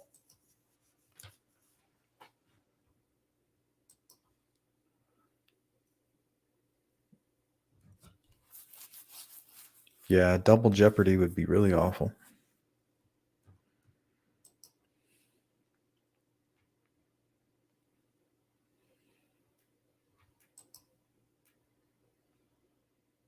Sterling, yes. Her brother is Curtis Fouts, according to her, what she said. And I know that Curtis Fouts has a sister named Jennifer. So, same name. I just can't verify if it's... I know she's a newly member, so I appreciate that.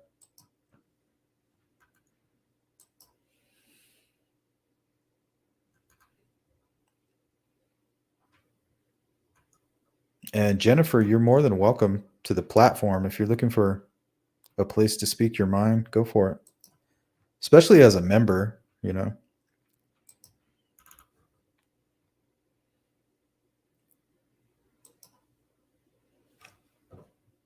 Now at 6, new developments in the investigation of the murders of 2 Delphi girls and a possible link to an Indiana man arrested in Colorado.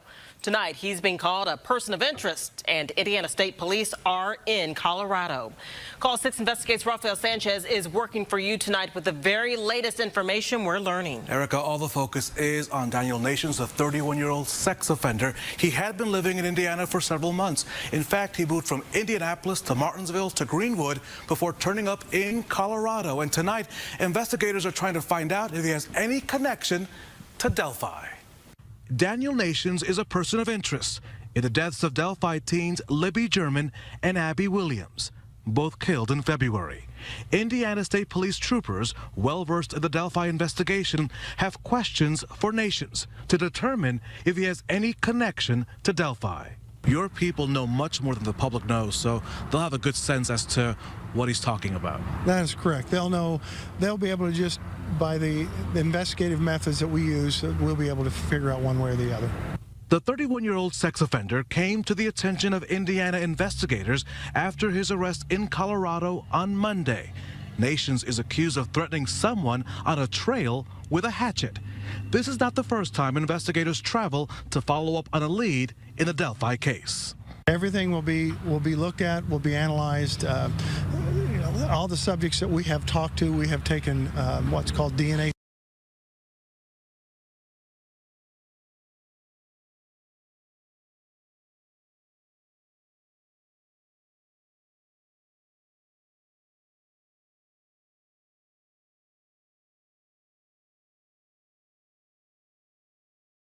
and Indiana State Police are in Colorado. Call 6 investigates Rafael Sanchez is working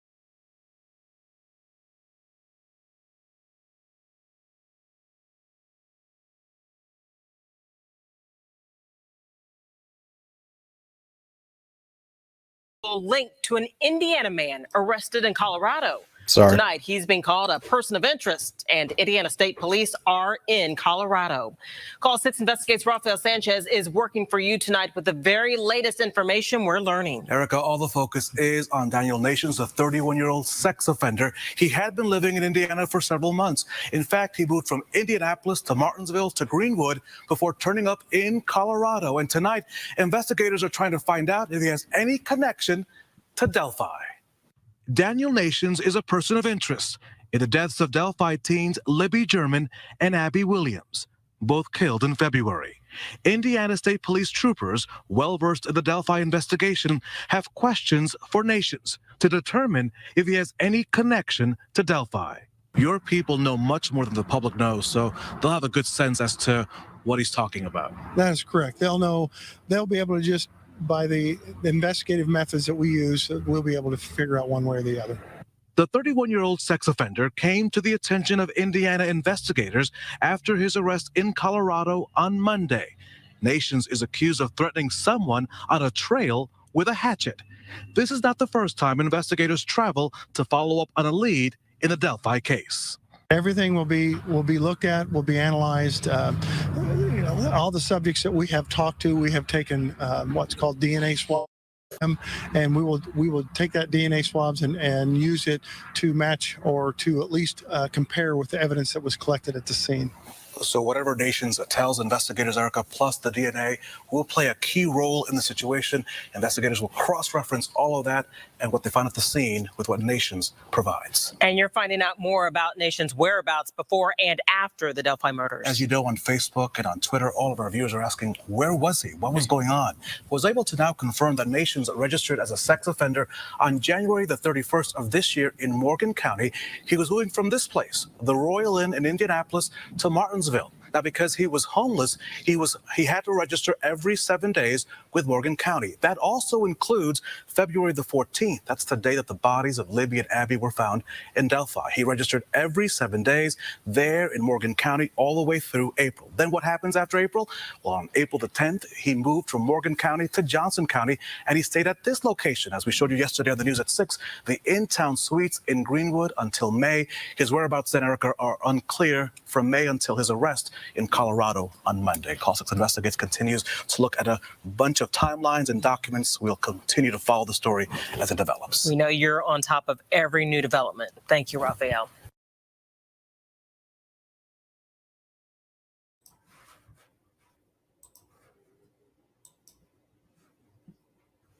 All right. So that's going to be it for part 1. We will hang out a little bit in the chat, probably for another 10 minutes. I'll pull up. I'm going to make this like part of my live streams, just kind of going over these images because I work on them every day. I might as well share them. Sometimes they're interesting. Sometimes it looks like nothing.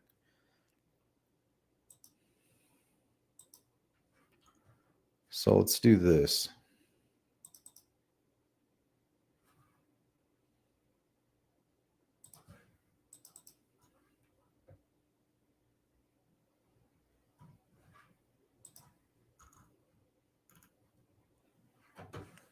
Start with this one.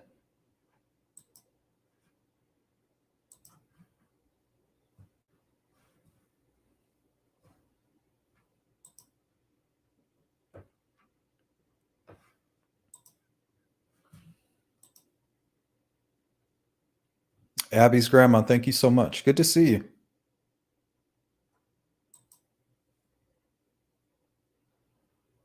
Yeah, I do believe Daniel Nations' wife or girlfriend was his alibi.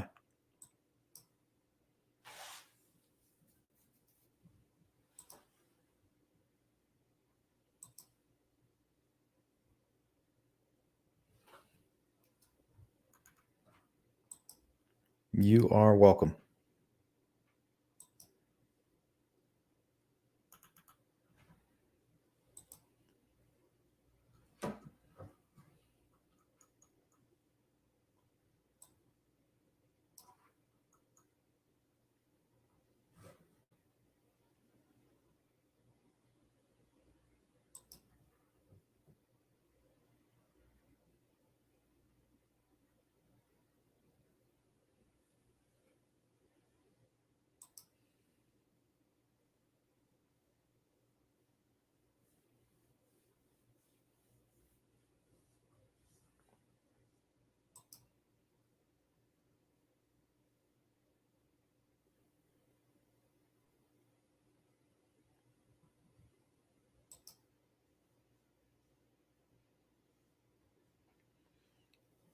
I don't remember anybody.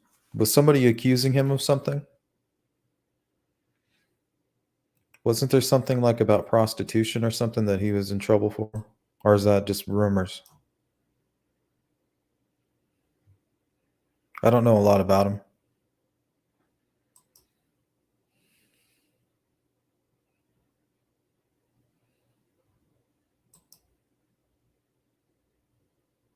Thank you.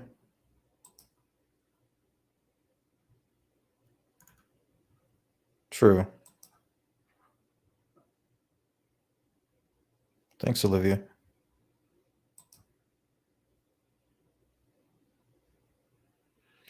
Yeah, I mean, either that or he knows how to get away with this stuff.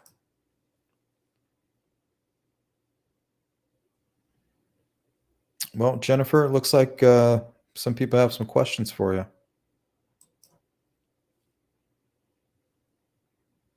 Maybe you should call him. The link is actually pinned in the description if you want to. The floor is yours.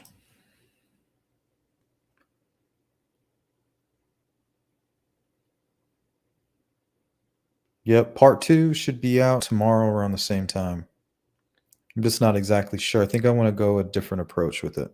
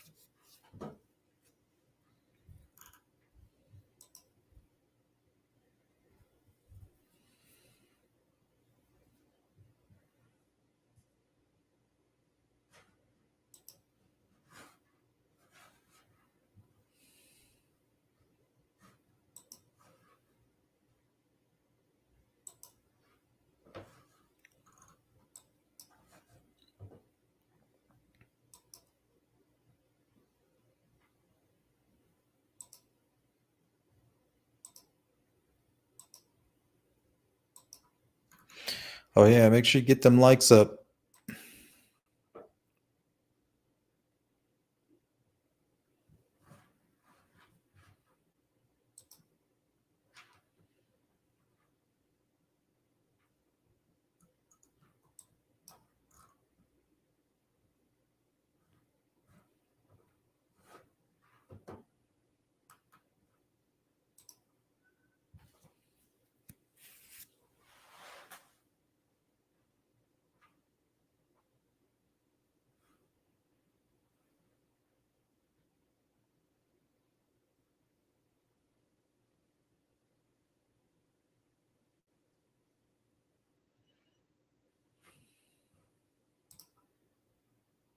Let's take a look here. Sterling Cox says, how would BG be concealing a hatchet in this photo? Let's take a look. I'm thinking you can kind of see an outline right here. See it? A lot of people think that this is a gun. Like, what if this is the bottom of the handle? There's the knuckles, and then the hatchet is facing him. And he has the heavy end right here, but you can kind of see the blade kind of go this way.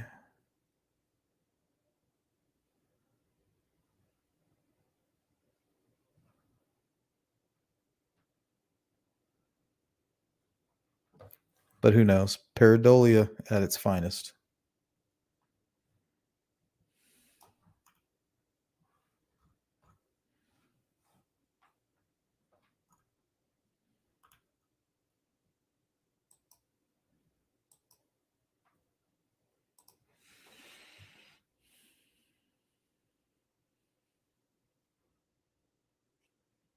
For sure, redhead. That is the point. But people are also free to criticize you.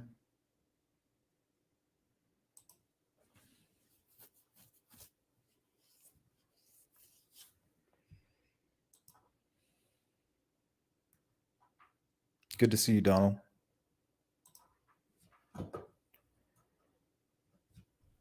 Well, what's up, on and off?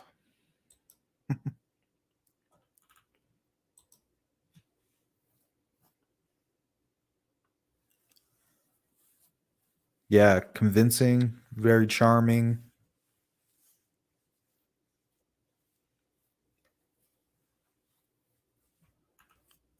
Maybe very urgent, before they even had a chance to think. He's kind of just rushing them and kind of corralling them towards that kill zone.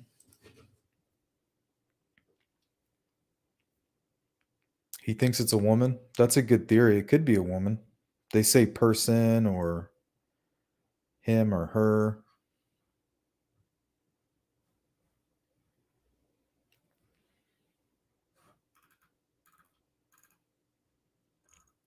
Yeah, that actually kind of does look like a hatchet.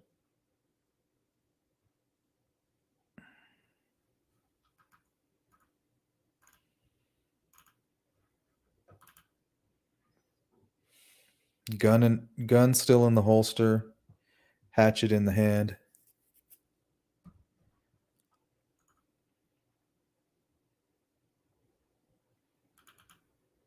Or maybe even hanging around his neck under the coat.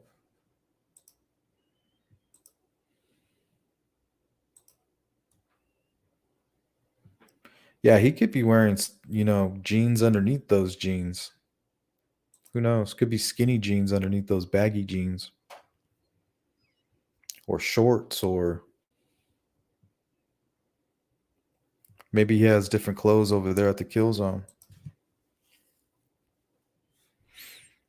Maybe everything just went his way. Like everything he was hoping to get this accomplished went his way. They ended up right at the end of the bridge at the right time. They went in the direction that he needed them to go to. Maybe they even ended up running right to where he wanted them to. Maybe that's how he got away with this. Everything just went his way that day. Like maybe he's not super clever enough.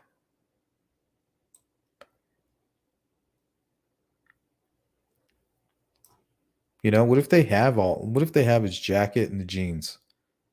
What if they were just laying there? Jacket, jeans, a mask. Yeah, small hips, slender hips. Good point. Way to put it into perspective.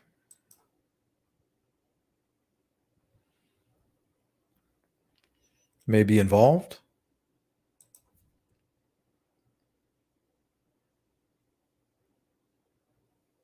Ellis and Garth?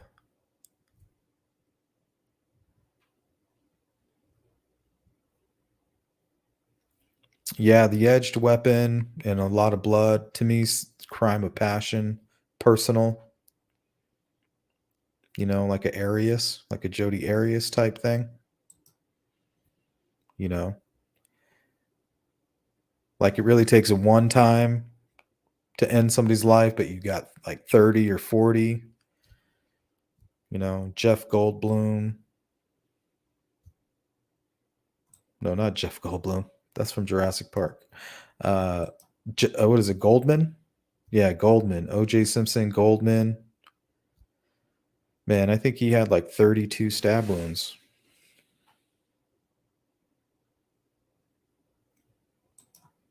Definitely personal.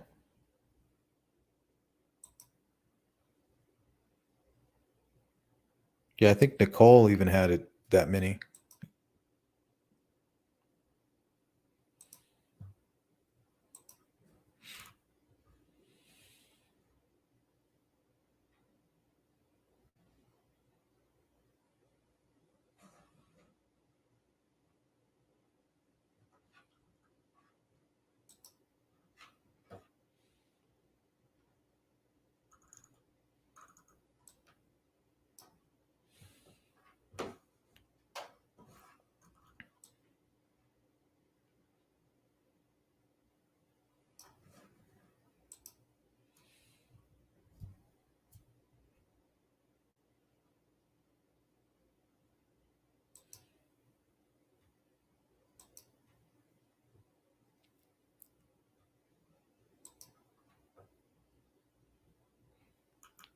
Yeah.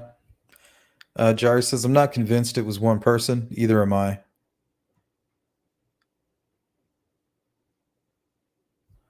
You know, it says they were manipulated, a ruse. They could have said, hey, Anthony Schatz is across the creek. Like, you know, it's Valentine's Day. He's going to show you something. Trust me, it's worth it. And then as soon as they get there, boom, the attack is on.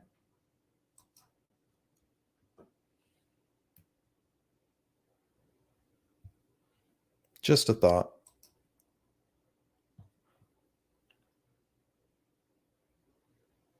Edged weapon. Yep.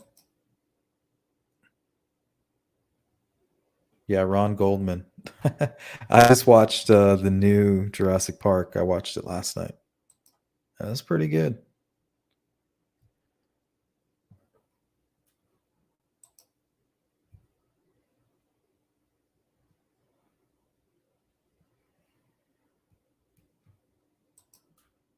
Oh, rabbit hole. Official rabbit hole. Yeah, you definitely would. You would use the gun to control and then put the gun away. And then put the gun away and pull out the bladed weapon so you didn't make too much noise. Or you just did it naturally, holstered the gun and then grabbed one of the girls by the arm, and then in your left hand is a bladed weapon. So you're pulling one girl, and then all of a sudden you feel her being pulled back, and then you attack the other girl with the bladed weapon quickly, just boom, boom, boom. I don't know. David Erskine says it was quick, you know. So I wonder what that means. To me, that I thought of like a more of a like a knife weapon as opposed to something you would swing down like a hatchet or something. But who knows?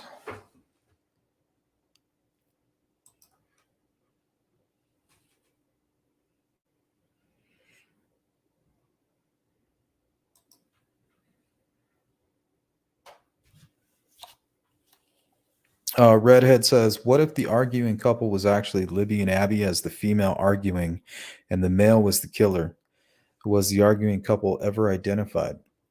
See, I don't even know if there is an arguing couple, but it would make sense, you know, kind of like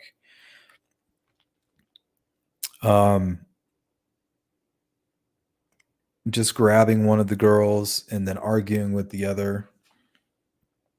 You know, it just bothers me. I just wish I knew what happened out there.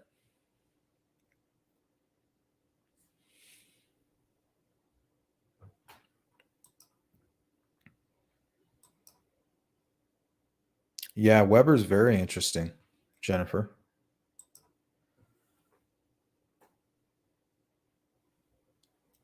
When it comes to wondering like why somebody got away with it, you know, makes you think of corruption. That's probably why people think about Fouts. But it also makes you think of somebody that lives really close by, like Logan, Weber, Pat Brown. Who else was it? The dog lady.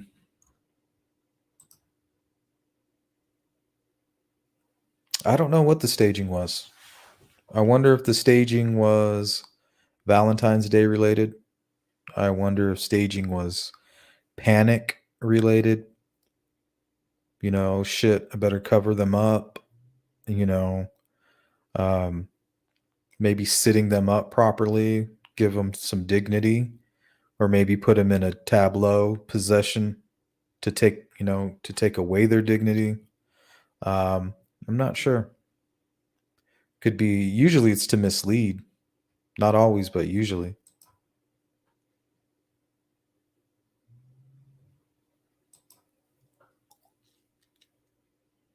I mean, I don't really suspect Brad Weber. I'm just saying, like, in a Occam's razor type of way. Same way you would kind of suspect Ron Logan, you know? Not because you have any specific reason, only because it would make sense considering the circumstances. And I believe they searched. I don't think they even needed a search warrant. I think they did get a search warrant. I'm pretty sure they did. but I could be wrong. If they had to go through what they went through with the Ron Logan incident, seems like it wouldn't be that easy. So I wonder if they actually did search the Weber residence. It's a good question.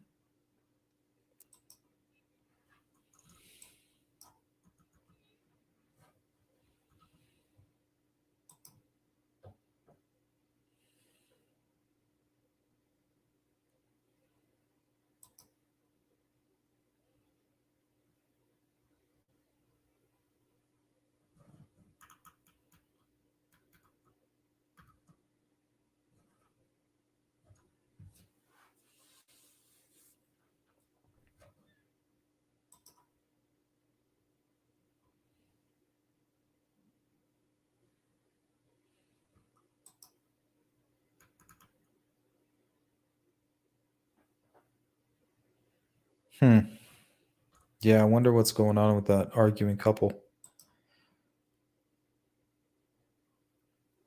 And I don't think it was arguing. I think it was somebody that just stated, I saw a couple, but they weren't young.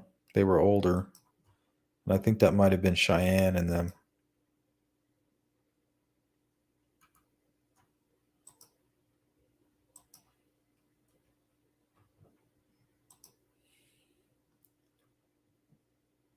Oh, yeah, Lucas is extremely interesting. Well, Lucas, he was mentioned by Julian Powell as another local guide. And apparently, on the website, The Bridge Hunter, a lot of the cemetery photos that were near the bridge, um, or that were found on Google Maps that were eventually taken down, Julian stated that Lucas was the person that did that, took all those cemetery images.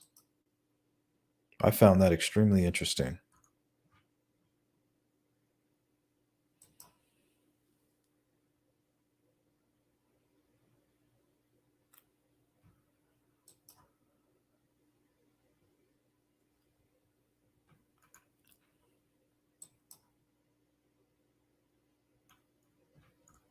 Yep. I keep hearing more and more about Sandifer. I mean, he was only 13 at the time. Very young. If he did it, I don't think he did it alone. John Douglas always says you can tell the age by the sophistication of the crime.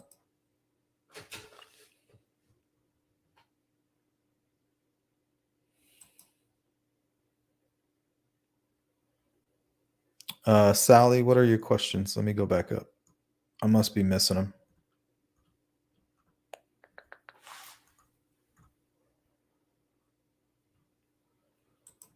Well, this is the last one I got from you. Jody Harris reminded me of Amber Heard. I don't know much about Amber Heard.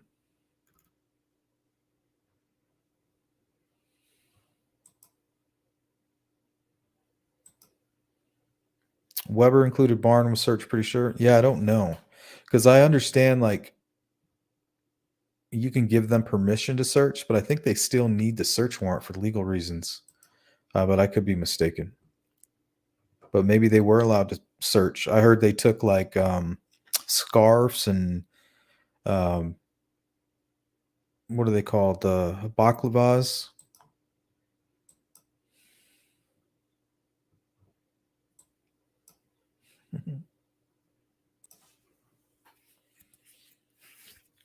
Yeah, rumor from the rumor mill.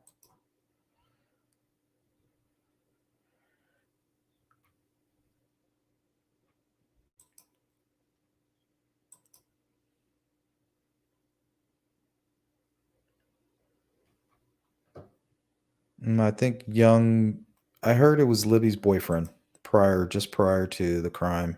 Young kid, same age.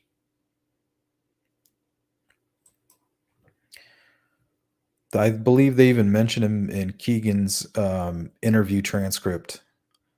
They don't mention him by name. They just say Libby's boyfriend. Like, your girlfriend is friends with Libby's ex-boyfriend's friends on Facebook. Kind of referring to small town, that small town USA.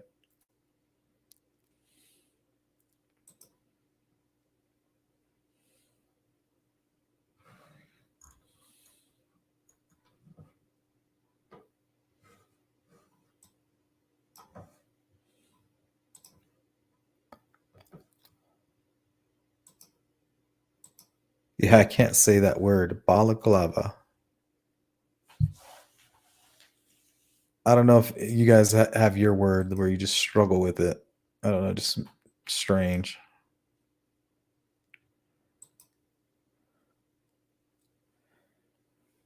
Yep, scarf, face mask. I think they took some from the Weber property. So I wonder if they think that that's what Bridge Guy was wearing at the time.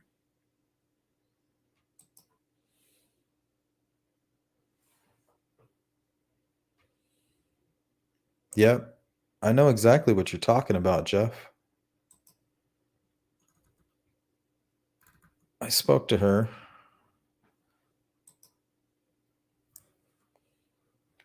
Let me see if I have the images still.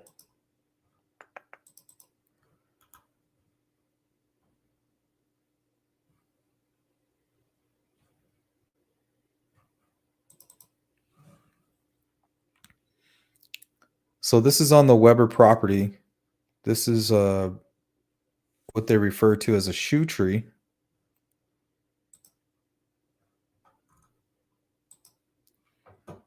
Now, I believe they usually, the reason for a shoe tree is kind of like a memorial.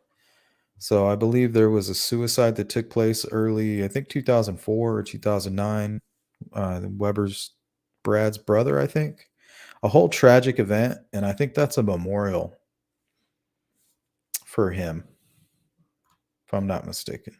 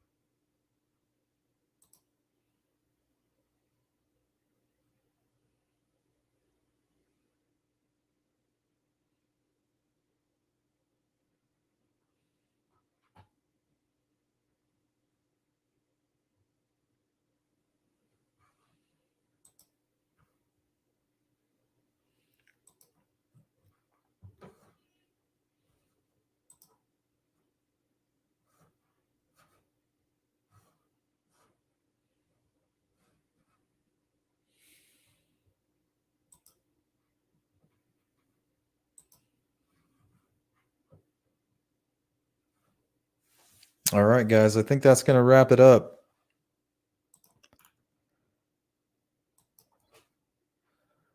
Check my community page for updates for part 2. It'll be a lot like this. Just I'll try to tweak it up a little bit. But I appreciate everybody that showed up. Anybody who's watching the replay, thanks for checking out the video. Everybody else, have a great night. And members, we should be hanging out early tomorrow. So if you can't make it, sorry. It'll just be a quick one, but we'll try to make it interesting. I'll talk to you guys later.